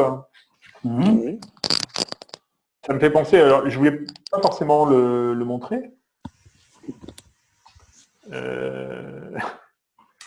Parce que je pense que vous allez partir en courant. Mais quand même par rapport à ce que tu dis, Arnaud, je pense que aujourd'hui le fait que ça marche, c'est bien, mais c'est pas suffisant. Ce qu'on cherche à travers du code et à travers sa lisibilité, c'est la maintenabilité, c'est le fait de pouvoir intervenir dessus quand. Tu vois, ce qui est bien dans le code dans la 3e version de Yohan, c'est que finalement il est méga simple à lire, méga simple à comprendre et à développer. Oui, non, mais par rapport à la première, au-delà de la beauté, finalement, c'est un accomplissement, quoi. Non, je suis d'accord. C'était pas, mais c'est plus sur l'obsession. Enfin, c'est une certaine forme d'obsession sur la lisibilité au sens de lisibilité d'un texte. L'exemple que je vous montre là, je le trouve pas particulièrement beau. Hein. C'est pas très lisible. Mais c'est pas très lisible. Pourquoi c'est pas très lisible? Parce qu'en fait, ouais, non mais bon, j'explique d'où ça vient. Je retire ce que j'ai dit sur les lettres, en fait. Ça rend pas le code lisible. Non, mais je pense que le code, il est pas c'est pas le lettre en même temps qui ne le rend pas lisible. Oui, je suis assez C'est plutôt d'accord. les noms de variables qui laissent perplexe. Ce que tu disais sur le lettre tout à l'heure, je pense que c'est toujours valide, indépendamment de ce que tu as sur les faits ici. Arrêtez, c'est Arnaud qui va partir maintenant. Non, mais je le fais, je l'ai fait exprès pour. Mais c'est. Non, mais j'ai écrit ce code-là, pourquoi? Donc c'est moi qui l'ai écrit. Hein. Mais c'est du Haskell ou c'est du Idris ou non, c'est du Haskell? Non, c'est du Haskell. Ah ouais. C'est du Haskell, ouais. C'est du Haskell. Mais, je l'ai écrit en fait parce que c'est la traduction exacte, y compris les noms de variables, d'un papier, d'une description mathématique d'un système de type. Et donc, ah oui, c'est ton langage là, c'est ça, tu es en train de le. Ouais, le truc mini-langue. Mini-langue. Et d'ailleurs, j'ai découvert que le papier de recherche avait un bug. Mais bon. Ouais, C'est pas drôle. Non. C'est surtout quand l'auteur te répond pas. Bon, t'as cherché à le contacter? Ah ouais, Thierry Cocan, ouais, je l'ai appelé. J'ai pas appelé au téléphone, je sais pas son numéro, mais j'ai envoyé un mail. Il dit ouais, mais alors si tu essayes ça, il se passe quoi? Je dis bah non, ça marche pas. Voilà. Il y a d'autres choses à faire. Non mais bon, blague à part. Non, ce que je veux dire, c'est que la lisibilité, elle est extrêmement contextuelle en fait, elle est pas générale. Et en l'occurrence, quand j'écris ce code-là, je me dis ce qui m'intéresse, c'est d'être au plus proche en fait du papier parce que tu vois, c'est ma référence en fait, c'est mon domaine métier. Pour pas utiliser les grands mots. Et du coup, je me dis, toute autre personne qui aura lu le papier ou qui sera dans le même contexte que moi, c'est-à-dire dans un contexte de j'ai un système de type et j'ai je fais de l'inférence dans les types, en fait, ça va pas forcément la choquer. Bon, donc Nicolas va peut-être me contredire, mais j'ai l'impression que... et donc, cette question de lisibilité, elle est pas... c'est vachement... C'est pas du tout générique. Non, mais en fait, tu as le même problème de lisibilité, par exemple, quand tu prends des librairies Haskell qui utilisent énormément de symboles. C'est un problème de lisibilité souvent de prime abord. C'est-à-dire que tant que en fait, ça te prend plus de temps pour rentrer dans le code. Après, effectivement, je pense que, notamment pour toi, quand tu as dû l'écrire, comme tu disais, le fait de contextuellement être proche du papier et de manipuler ces concepts au fur et à mesure, fait que finalement, c'est même, au bout d'un moment, c'est même plus gênant. Par contre, effectivement, quand tu partages ce code-là, sans contexte, tu ne devines pas le contexte juste en voyant ce code, contrairement aux autres exemples qu'on a vus tout à l'heure. Ouais. Si, aussi, parce que l'inférence de type est aussi quelque chose qui est peut-être moins facile à appréhender que un Snake, par exemple, ou un Morpion. Moi, je n'ai absolument rien contre ce code-là et je trouve ton pari est tout à fait juste. Je pense que autant les concepts sont génériques, mais les utilisateurs ne le sont pas. C'est-à-dire que là, effectivement, tu te dis pour quelqu'un qui a lu le papier, ça c'est plus utilisable que si tu avais fait une traduction et qu'eux ils doivent faire la traduction et apprendre un nouvel langage métier. Donc c'est l'utilisabilité. Est-ce que Photoshop c'est plus facile à utiliser que MS Paint? Ça dépend pourquoi et ça dépend pour qui. Je confirme que oui et non. Mais non, mais en fait c'est ce que je voulais dire en montrant ce code-là. Encore une fois, j'en suis pas particulièrement fier ou quoi que ce soit. C'est juste que quand j'ai écrit ce code-là, il me paraissait être le fait d'écrire rho et gamma et tout ça. En fait, c'est pas une coquetterie au sens. Enfin, c'était pas une coquetterie. C'était vraiment la volonté d'être plus proche en fait d'être plus proche d'un domaine. Et du coup, je me dis que c'est et donc les remarques que cette question de lisibilité, elle est extrêmement contextuelle. Ouais, elle est extrêmement contextuelle. Et pour prendre un exemple, Bernard parlait de littérature tout à l'heure. Pour prendre un exemple tiré de la littérature, je pense que toute personne qui n'a pas une certaine expérience de la lecture, on va dire, mais de la lecture vraiment approfondie, tu commences à lire La recherche du temps perdu et tu t'enfuis en courant. Ou ça te tombe des mains en fait. Ouais, ce que je veux dire, c'est que c'est pas naturel, c'est pas un objet qui. Mais en fait, j'ai un truc sur lequel j'ai envie de réagir, mais je sais pas à quel point c'est je vais partir en live sur des trucs philosophiques, mais en fait, le truc qui m'interpelle, c'est que, moi et d'autres personnes peut-être qui sont aujourd'hui là autour du micro, parfois se réclament du mouvement, par exemple, on va utiliser le terme artisan du logiciel. Toi. Et je me pose la question de quoi sommes-nous les artisans quand on regarde par exemple un artisan, toi qui fait des vitraux ou de la sculpture, toi, le gars, on sent bien que il fait des choses qui sont visuellement intéressantes. Ou même d'où je reprenais aussi cet exemple de littérature, on se dit on voit un livre, même que ce soit effectivement des choses de la vraie littérature qui est un petit peu ou même des romans de guerre, toute forme de littérature, la populaire et la plus cérébrale, elles sont toutes intéressantes finalement. Et d'ailleurs les gens que je connais qui lisent beaucoup, ils lisent de tout, en fait, aussi bien des choses sophistiquées que des choses plus simples, et je crois qu'ils ont autant de plaisir. Moi-même, j'aime bien le cinéma et j'aime autant parfois des séries B, des séries Z que des trucs, des films d'auteur. Et plus j'en vois, plus je suis content en fait. Et je me posais la question, quand j'ai lancé ce thème, la lecture de code, a priori, je me suis attendu qu'on se dise d'ailleurs les réactions sur Mail c'était c'est cool, on va pouvoir lire du code et c'est une bonne idée. Et en fait, en parlant, on se rend compte que non, la lecture de code, ça nous emmerde plutôt. Et finalement, le point que j'ai l'impression, ce que vous disiez, dans le code que tu nous as montré, Arnaud, et ce que disait aussi Johan, c'est que on n'est pas tant nous dans notre activité d'écrire du code.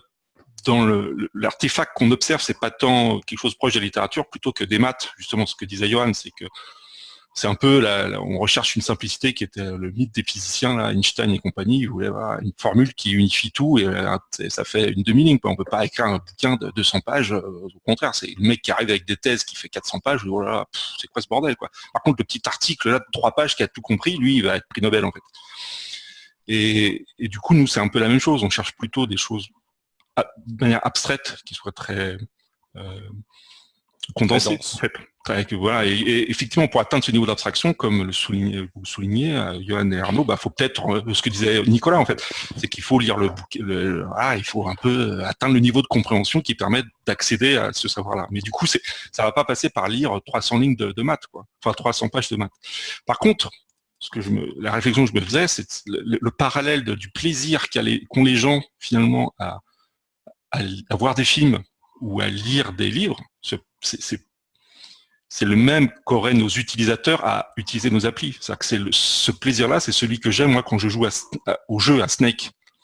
Et je pense que ça, je peux le partager. Alors, quand j'ai montré ce jeu à mes enfants, ils ont trouvé ça cool, quoi. Ils auraient presque eu envie de jouer avec le jeu, en fait, et ils pourraient y jouer. Tu vois, genre Tetris, qui est un jeu aussi du même niveau de complexité que Snake. Tu peux y jouer, ou des mineurs. Moi, j'ai vu des gens passer des heures sur ce genre de jeu, quoi.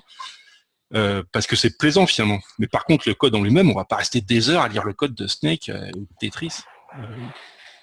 Du coup, là, où c'est que je voulais en venir? Je sais plus, je me suis un peu trompé. Je crois, ouais. Mais du coup, ouais, voilà, ça, je conclus, je retrouve l'idée finale sur laquelle je voulais arriver. Pour revenir sur la métaphore de la littérature, si on voulait se comparer, nous, à des écrivains, on n'est pas tant, enfin, ce qu'il faudrait analyser, c'est comment un écrivain écrit un livre. Et c'est ça qu'on représente dans notre code, en fait.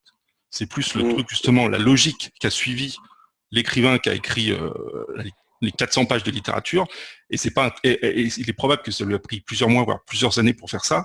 Et c'est cette activité cérébrale-là que nous, on va représenter dans notre code, et qui n'est pas du tout la même chose, qui n'est pas la chose que la personne qui va lire le livre va consommer, en fait. De la même manière que la personne qui va consommer le jeu ne va pas consommer le code, mais juste le résultat final. Et du coup, c'est pas la même... Et en même temps, en fait, je pense que c'est pas... quand tu dis ça, je me dis mais ouais, mais bon, il y a des, il y a autant de littérature que d'écrivains et du coup,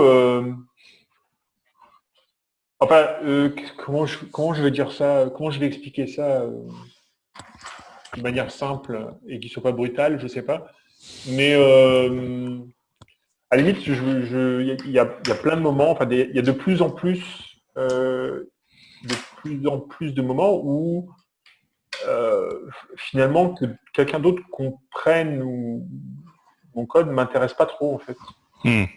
Enfin, à la limite, tu vois, quand j'écris Minilang, là, mon truc, en fait, ce qui m'intéresse, c'est de l'écrire. Et effectivement, à la fin, d'avoir un compilateur, un interpréteur, whatever. Et le plaisir de l'écrire, il est dans l'écriture elle-même, il n'est pas dans la lecture de ce code-là. Et j'ai rien à transmettre dans le code lui-même, quoi. Si ce n'est un logiciel qui va être... Ce qui est un problème un peu différent lorsqu'on écrit un logiciel professionnellement, où là, tu t'inscris dans le temps en disant tu vas construire un artefact qui va être maintenu par des gens, qui est pas... Et oui, la question de la lecture se pose, mais alors là, du coup, elle se pose plus du tout dans les termes de la littérature, ou du plaisir, ou du style, ou de la recherche personnelle, ou quoi que ce soit. Elle se pose dans la question d'un problème business, quoi, qui est, je fais un truc, ce truc-là, peut-être qu'il va être maintenu par des gens qui ne seraient plus là, et il faut... Et donc, c'est pas le même problème du tout, quoi. Ouais.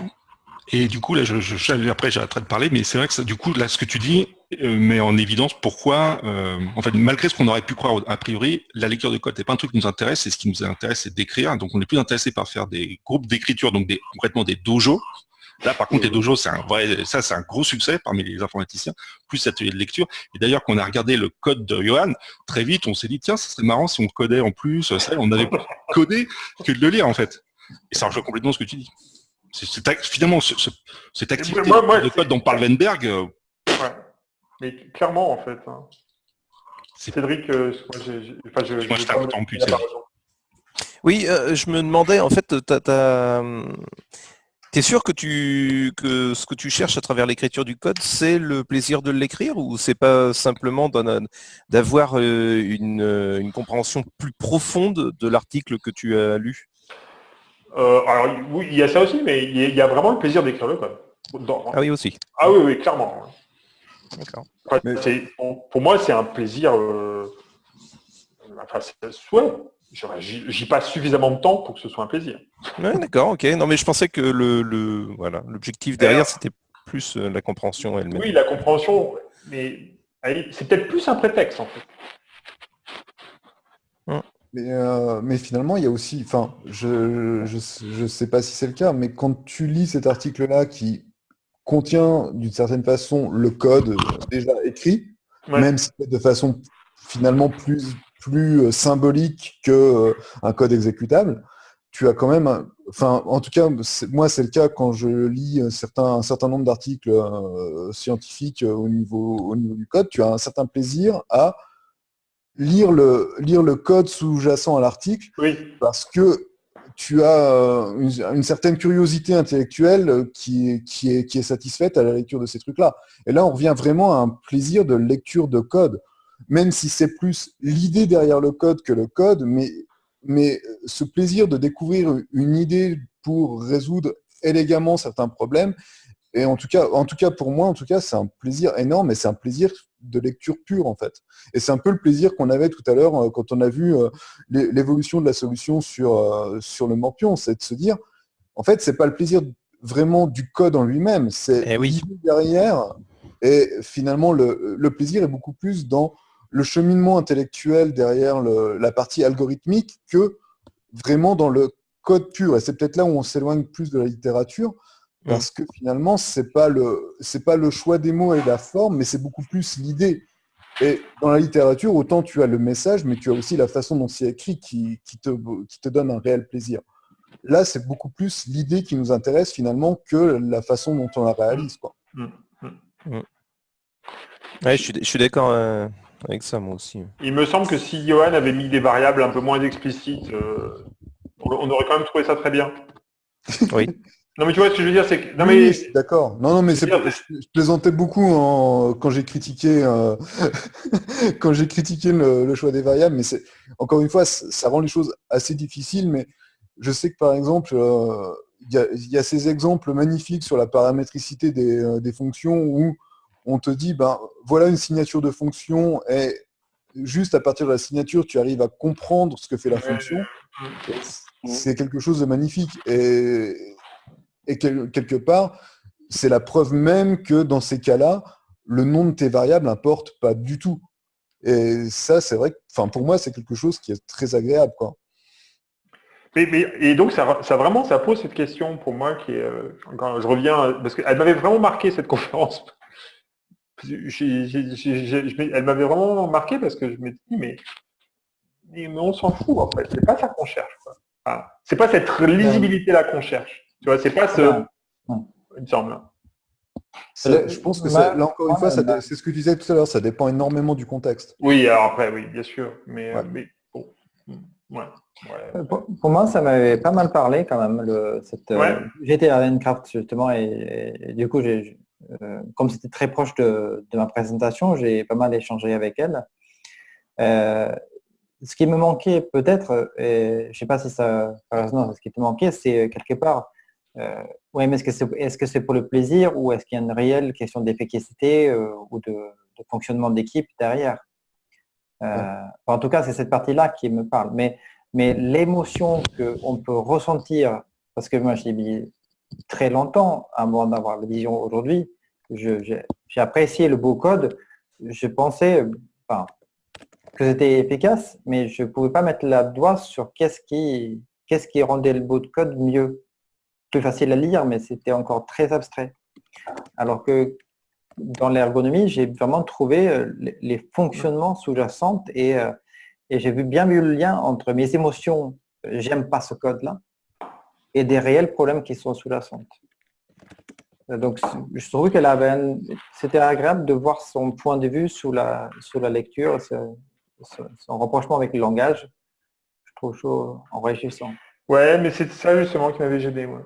En fait, c'est ce que vous avez remarqué Bernard, quoi. C'est que finalement, c'est pas la littérature qu'on fait, quoi. Non. Et donc du coup, mais du coup, la question de, encore une fois, c'est l'assemblage de mots. Je sais pas, je reprends encore une fois l'exemple de la littérature. C'est quand tu lis longtemps, je me suis couché de bonne heure. Chaque mot a été choisi de cette manière à résonner avec les autres mots dans la phrase. Enfin, la question du style, elle est fondamentale. En fait. Elle est vraiment essentielle. Mais si tu rapproches la programmation de la littérature, on est quand même beaucoup plus dans le domaine de la notice d'utilisation que dans la recherche du temps perdu. Oui, clairement.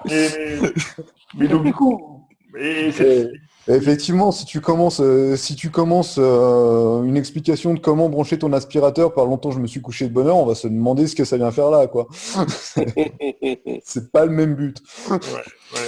Ouais, bah, pour autant, enfin, on peut quand même parler d'esthétique de code, même quand il n'y a aucune idée sous-jacente, hein, parce que par exemple, un code correctement indenté, ou une indentation qui est signifiante comme en Python, ou des constructions du style des structuring de paramètres, des choses comme ça, eh ben, ça a une élégance en soi qui finalement, il n'y a pas d'idée, il n'y a pas d'algorithmie, il n'y a pas de maths derrière.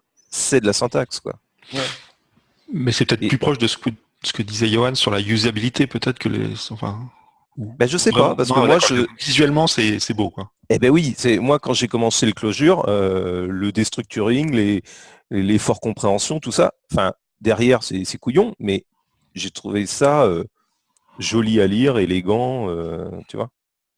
Et c'était une satisfaction en soi, quoi, d'en faire, tu vois. C'était.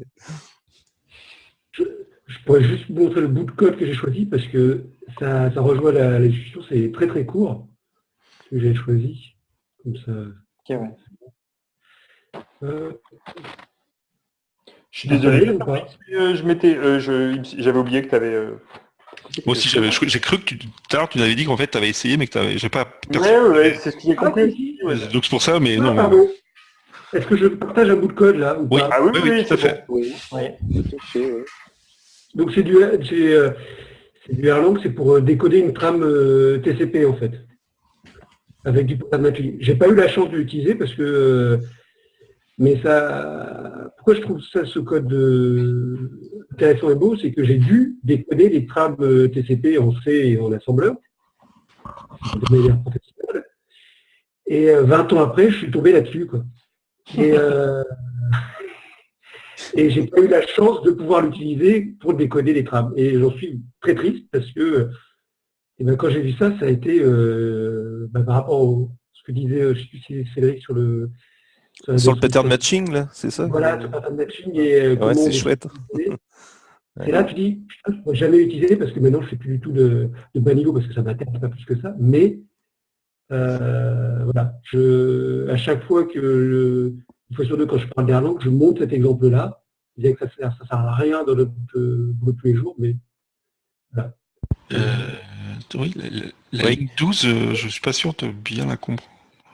La ligne 12, je pense qu'elle ne doit pas... J'avoue que j'ai copié-collé du bouquin de Césaristique, je ne sais même plus son nom. C'est la mémoire qui flanche. Césarini.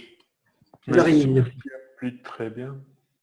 Bah si, elle est bonne, hein. Ça fait, elle est vraie, quoi. Mais c'est un peu bizarre. Hein. Ça sert à rien, en fait. Hein. C'est comme trou égale trou, quoi, toi.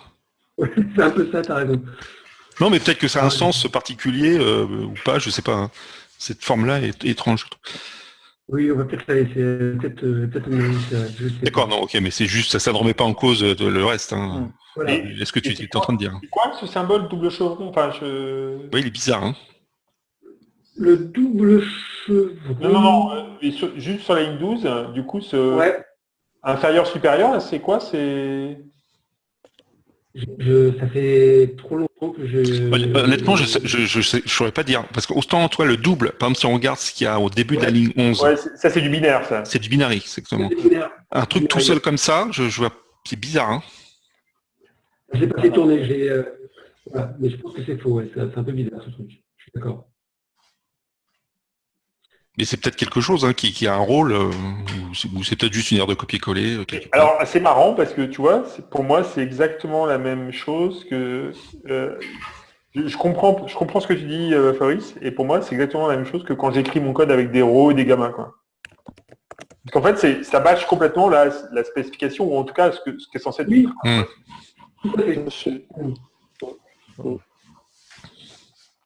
Je t'accorde que c'est plus clair. Mais... je pense que sur les rôles et gammas, ça fait longtemps qu'on ne l'utilise plus. Je pense que tu as écrit ce code-là, pour le doctorat ou sorti d'école d'ingénieur, peut-être qu'on l'aurait plus compris aussi. Ouais, peut-être, effectivement. Non Oui, il y a peut-être... Au-delà de la coquetterie, il y a aussi le... Moi, je sais pas, ça me choque. Ouais, mais c'est peut-être aussi la fréquentation prolongée d'Haskell qui fait que tu étais moins choqué. Je suis moins choqué par la concision maintenant. Mais, je sais pas.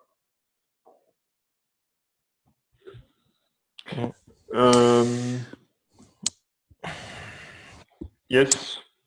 Ouais. Je peux vous montrer un bout de machin, moi aussi. Bah vas-y.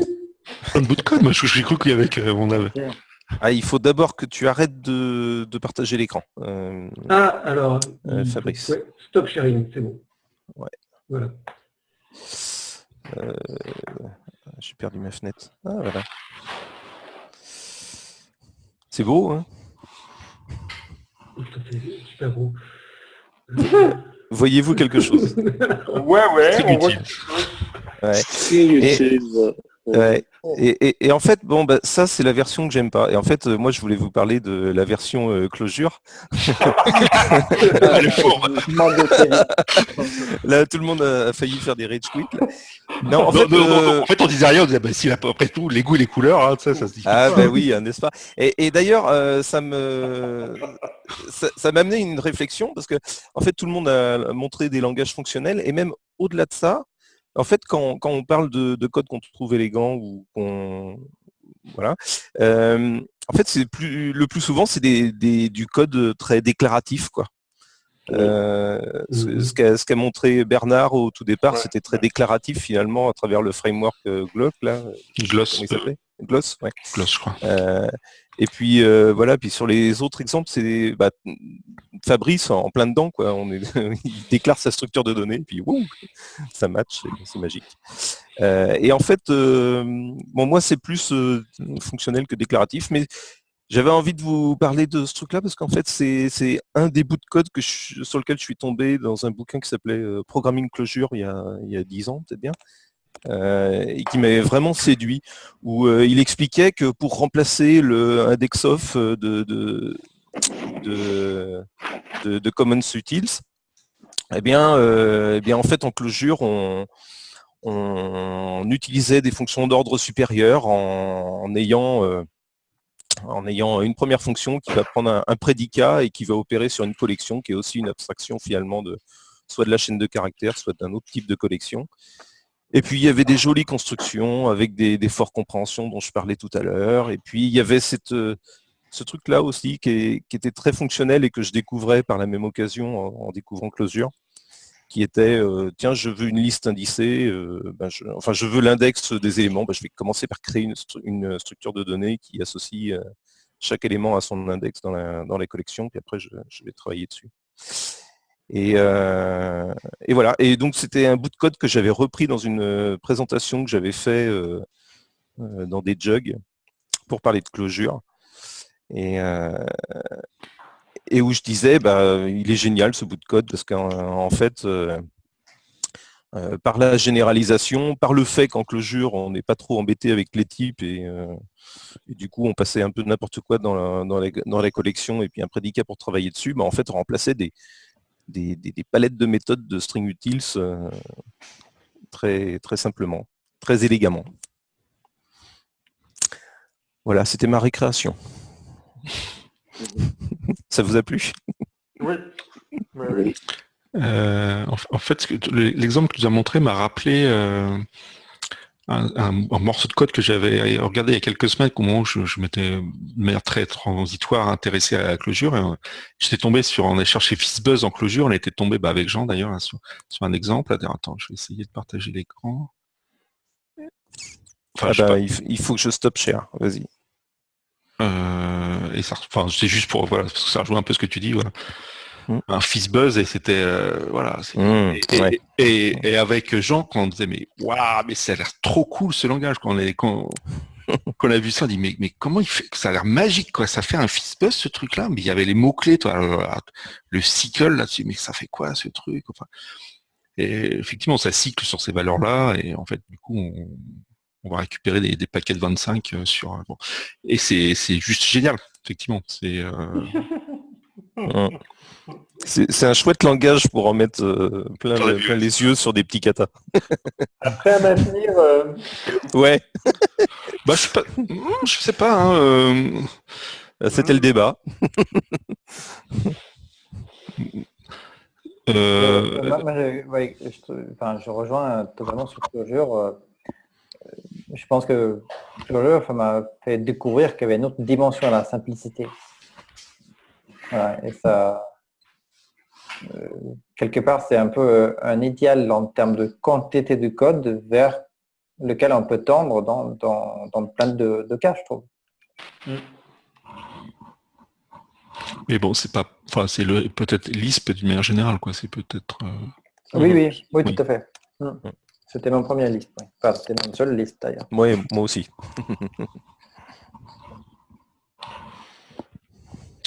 Bien. Bon. Il est 22h39. Il y a d'autres morceaux de code à regarder. Peut-être un petit bout d'impératif. Personne ne veut montrer. Parce que franchement, quand vous avez lancé le sujet, je me suis dit, qu'est-ce que je peux montrer comme, comme code, quoi. Et je me suis dit, bah, ça ne sera pas du code du quotidien, hein, c'est sûr, parce que je vois pas ce que je pourrais montrer, quoi, qui me fasse plaisir, en fait. Et du coup, c'est rigolo parce que, bon, à part Arnaud qui joue, lui, tout le temps avec son Haskell, finalement, on n'a pas montré du code du quotidien. On a montré des petits jeux, quoi. Ouais, je suis en train de chercher, là. Qu'est-ce que j'ai sous la main? Mais le Haskell, enfin, je pense que c'est pas propre à Haskell. Enfin, on peut faire du code dégueulasse en Haskell et en Lisp aussi. Hein. Enfin, on peut en trouver facilement sur Internet, hein, si on veut, je pense. Hein. Oh, ouais, j'en écris tous les jours. Donc,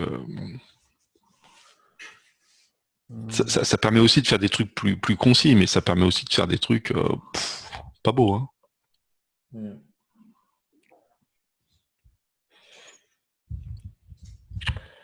Yes. Quand c'est fini, c'est fini. Ouais. Oui, tout à fait, ouais. J'ai un exemple en tête où ça avait été mieux en impératif qu'en fonctionnel, mais c'est... je peux en parler plus. Enfin, c'était pour traverser un DAG, un Directed Acyclic Graph. Et j'avais essayé d'abord de le faire fonctionnel et c'était inefficace. C'est pas forcément plus sympa parce que c'était difficile de ne pas visiter un sous-arbre 2 fois. Alors qu'en impératif, c'est extrêmement simple parce que tu peux garder en liste en mémoire les nœuds visités. Et voilà, donc bon, il y a peut-être des choses avec plaisir en fonctionnel, mais j'avais pas trouvé un truc simple à ce moment-là. Un autre exemple, ça peut être en Clojure, quand on calcule un nouveau, enfin, de façon sous-jacente, j'utilise des collections mutables pour, quand tu veux faire une reverse d'une liste, par exemple, tu utilises des collections mutables jusqu'à ce que tu aies fini, et là, il le transforme en immutable. Oui. Il triche. On fait pareil en Haskell. Hein. Mais là, c'est pas forcément de l'élégance qui est recherchée. Enfin, c'est plus pour des raisons de performance et finalement, c'est pas forcément un problème de lisibilité ou d'élégance, parce que finalement, faire un reverse de liste, c'est encore plus élégant sans doute en fonctionnel qu'en impératif, quoi. C'est moins performant, quoi. Ouais. Challenge intéressant de trouver un truc bien en impératif. Ouais. Hein. On va essayer. C'est le challenge pour la prochaine fois, c'est ça? On peut se faire un lambda spécial langage impératif. Non. Spécial no lambda. No lambda. On peut faire du Go. C'est à la mode. Il paraît, ouais. Bon, bah écoutez, c'était cool. Moi, c'est... C'était bien. Ouais. Du coup, je m'interroge si cet exercice, bon, indépendamment, bon, voilà, on est arrivé avec des choses plus ou moins préparées, bon, voilà, ça, du coup, on a des résultats plus ou moins aléatoires. Mais est-ce que cette forme d'atelier ou d'exercice de lecture de code, est-ce qu'il a un intérêt, en fait, en tant que tel? Toi, l'exercice qu'on a essayé de faire, ça vaut la peine d'essayer de le refaire. C'est un mystère pour moi, je suis pas sûr, hein. Ben, à défaut de lecture, je trouve qu'il y a eu des discussions très intéressantes. Sur ce qu'on cherchait dans le code, sur c'était quoi la lisibilité ou l'élégance et la finalité, etc. Moi, j'utilise un truc de lecture de code professionnellement. C'est-à-dire que je fais des tests utilisateurs de code que j'écris. Donc, je essaie de les faire en peu cher. Si j'ai écrit un bout de code et quelqu'un d'autre doit l'utiliser dans son travail pour faire une nouvelle fonctionnalité, j'essaie de me mettre avec lui pendant un quart d'heure, peut-être une demi-heure, pour voir où est-ce qu'il bloque. Qu'est-ce qui le ralentit. Et je l'aide pas, je l'aide pas, sauf s'il est vraiment... Ouais. Ça, c'est intéressant, ça. C'est intéressant de faire ça. Assez vite, on trouvait énormément de renommage à faire ou des choses, ou un mini-doc de quelque chose, point bien clé à mettre quelque part. Et c'est ce que tu obtiens en faisant du pairing, quoi. Pas tout à fait, parce que là, l'échange est beaucoup trop important. Là, je vais avoir tendance à expliquer les choses avant qu'il ait tout cours lui-même. Donc, du coup, je ne simule pas le jour où je ne suis pas là. Ok. C'est pas la même chose, puisque le binôme, il est embarqué avec nous, en fait. On est tous les deux immergés dans le code, on se rend pas compte qu'il n'est pas usable, en fait. Ouais, le problème avec le binôme, c'est souvent qu'on a le même tour de compréhension d'un bout de code qu'on est en train de faire. Et ce que je cherche là, c'est à découvrir des choses qui sont dures pour les néophytes, mais qui sont évidentes pour les experts, dans le sens je suis expert sur le code que j'ai écrit. Bien sûr, oui, tout à fait. Et ça, c'est extrêmement peu visible, quel que soit mon niveau de conception de logiciel. Donc je trouve ça intéressant d'avoir le retour même des stagiaires. Je veux dire. Yes. Ça, tu le rencontres quand tu développes une librairie. Moi, typiquement, je développe une librairie pour une grosse industrie qui fait des avions. Et je n'ai pas dit de nom. Hein. À Toulouse. À Toulouse. Et cette librairie... Moi, je regarde dans Google. Boeing. Et tu as beau écrire, faire du TDD, etc., c'est à travers tes tests, avoir testé l'utilisabilité aussi de ta librairie. Il y a aussi le fait de la façon d'aborder les choses. Typiquement, par exemple, tu as des styles de programmation, alors, notamment sur Android, donc il y a beaucoup de choses qui utilisent des listeners, des choses comme ça. Et c'est des gens, quand ils débarquent là-dedans, c'est peu partie des figures de style qu'ils connaissent. Et donc, il y a aussi des figures de style qui viennent avec l'environnement de développement. C'est très difficile. Ouais. Très difficile, c'est intéressant. Je ne sais pas si ça apporte quelque chose, ce que je viens de dire, mais... Si. Mais ça casse le principe du peering, où c'est vrai que le développement se faisant de manière instantanée, tu n'as pas le recul, en fait. On n'a pas ce recul-là.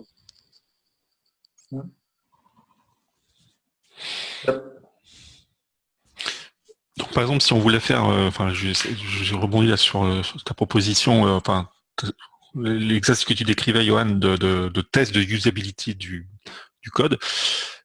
Un exercice concret qu'on pourrait tenter si ça nous intéresse un jour, c'est est-ce que ça serait par exemple que on pourrait prendre le code du jeu, la Snake que j'ai fait, ou même s'il est un petit peu plus sophistiqué, on se poserait la question, par exemple, de tiens, voilà, tu vois le code et essaie déjà de comprendre ce qu'il fait, ça c'est une première étape. Et puis par exemple, essaye d'ajouter une fonctionnalité X ou Y, par exemple, le fait que quand le Snake qui sort d'un côté du tableau, il revient par en bas, par exemple, des choses comme ça. Est-ce que ça c'est le genre c'est cette manière-là de faire cet exercice que tu ferais ou tu ferais différemment si on voulait le faire nous concrètement? Ouais, concrètement, ce serait plutôt d'avoir quelque chose à faire. Un ticket, quoi. Voilà, c'est ça. Donc voilà, Comme je disais là, c'est en gros ajouter une fonctionnalité, ça c'est quelque chose qui... Ouais, ajouter une fonctionnalité, corriger un bug, quelque chose dans ce style-là, ouais. Ok. Ouais, l'exercice me semble assez intéressant, hein. Je pense peut-être sur un exemple de départ qui est peut-être un peu plus conséquent que le SNEC, mais sinon effectivement cette idée de reprendre le code d'un d'entre nous pour finalement jouer avec et voir quelles sont les barrières qu'on peut avoir en reprenant le code de quelqu'un d'autre. Bon, sauf Arnaud qui veut pas partager son code parce que c'est le sien et qu'il s'en fout de savoir si d'autres personnes vont jouer avec. Pour les autres, ça peut être sympa. On pourrait prendre le SQLite qu'on a fait dans le Dojo Haskell, là, par exemple. Il commence à être un peu conséquent, ce code-là, quand même, pour le coup. On pourrait se prendre ce truc-là et se dire, tiens, dans cette base de code-là, on va ajouter une fonctionnalité. Ouais, on voudrait que les types de colonnes ne soient pas uniquement des strings. Et pour le coup, je pense... Ouais, ça me plairait, tiens, de faire un truc comme ça. Ouais, mais c'est très refacto, hein, par contre. Bah, ouais, enfin, c'est une intervention à faire dans le code, quoi. Ouais. Mais ce que je pense que du coup, le fait même... Alors que moi, j'ai fait les dojos, je me dis, putain, si je dois retourner dans cette base de code, ça va pas être immédiat pour moi. Et pourtant, j'ai suivi le truc, hein. Ouais, peut-être que c'est plus intéressant de le faire effectivement sur du code qu'on a essayé d'écrire avec cette idée-là en tête, en fait. Après, je sais pas, peut-être que finalement le faire sur un code qu'on fait comme ça en se disant oui, voilà où j'en arrive avec ce code-là, peut-être que c'est très bien aussi. Mais ça fait vraiment deux exercices différents. Parce qu'effectivement, c'est pas pareil quand on veut partager quelque chose et le maintenir à long terme que quand on fait le code pour soi. Ou on prend en se disant qu'on ne le réutilisera pas derrière. Ou on prend un code que personne d'entre nous ne connaît. Un truc, n'importe quoi sur Internet, on le chope et on essaie d'ajouter une fonctionnalité. Et du coup, la discussion sera sur... Qu'est-ce qu'on a envie d'avoir comme usabilité là-dedans, quoi. Et ouais, et pourquoi on le trouve pas praticable. Enfin, ouais, moi, je pense que ça pourrait être pas mal d'avoir quelqu'un qui a fait le code. Parce que l'expérience qu'on vit en tant qu'auteur de code n'est pas tout à fait pareille que... l'autre expérience, on le connaît beaucoup. Mais étudier quelqu'un qui essaie de faire ce que nous avons essayé de bien faire nous, ça c'est extrêmement... c'était très nouveau pour moi. Et j'aimerais bien qu'il y ait une personne dans le groupe qui peut partager du coup cette expérience à ce moment-là, pour enrichir un peu l'expérience. Cool. Faudrait peut-être réfléchir un peu.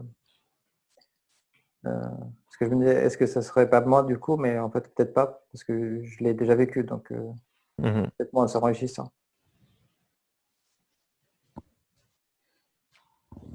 Ouais, alors après il faut avoir un bout de code. On peut réfléchir, on a plein d'idées. Bon, je vais le noter dans le Google Doc. C'est ça. Ouais. Ça marche. Bon. Il reste à décider de la prochaine fois. Ah oui, c'est la tradition. Pour se maximiser les probabilités qu'il y ait une prochaine fois. Et donc la prochaine fois serait aux alentours du 15 avril. Ouais, 12 ou 19. Le 12, je suis à Softwarecraft Rennes. Et le 19, il y a Mixit et Devox, je crois. Bon, Devox, on s'en fout. Oui, mais ok. Alors, Mixit, ça c'est dit. Moi, je m'en fous pas. Bon, le fait est...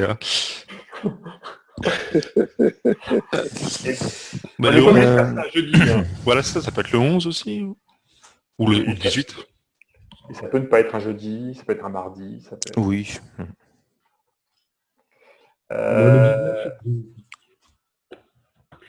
Je fais 2 jours avec ça. J'essaye. Avec peu de gens. Est-ce que le 11 et 18 serait envisageable? C'est un mercredi? Ouais. Ouais, c'est pas moi, ça me va. Ouais. Donc le 11 Johan, Mixité, ça commence 21, non? C'est 19-20, ouais. Ouais. Et du coup, vous avez proposé quoi? Le 18. Le 11. Ah bon?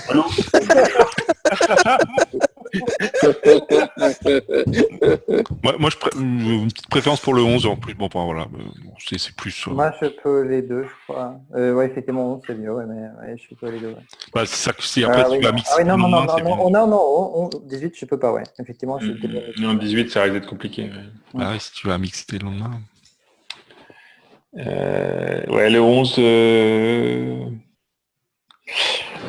Alors, le 11, soit je peux pas, soit on le fera en anglais. J'ai un collègue qui vient à Nantes. Ouais, bon, donc tu peux pas. Donc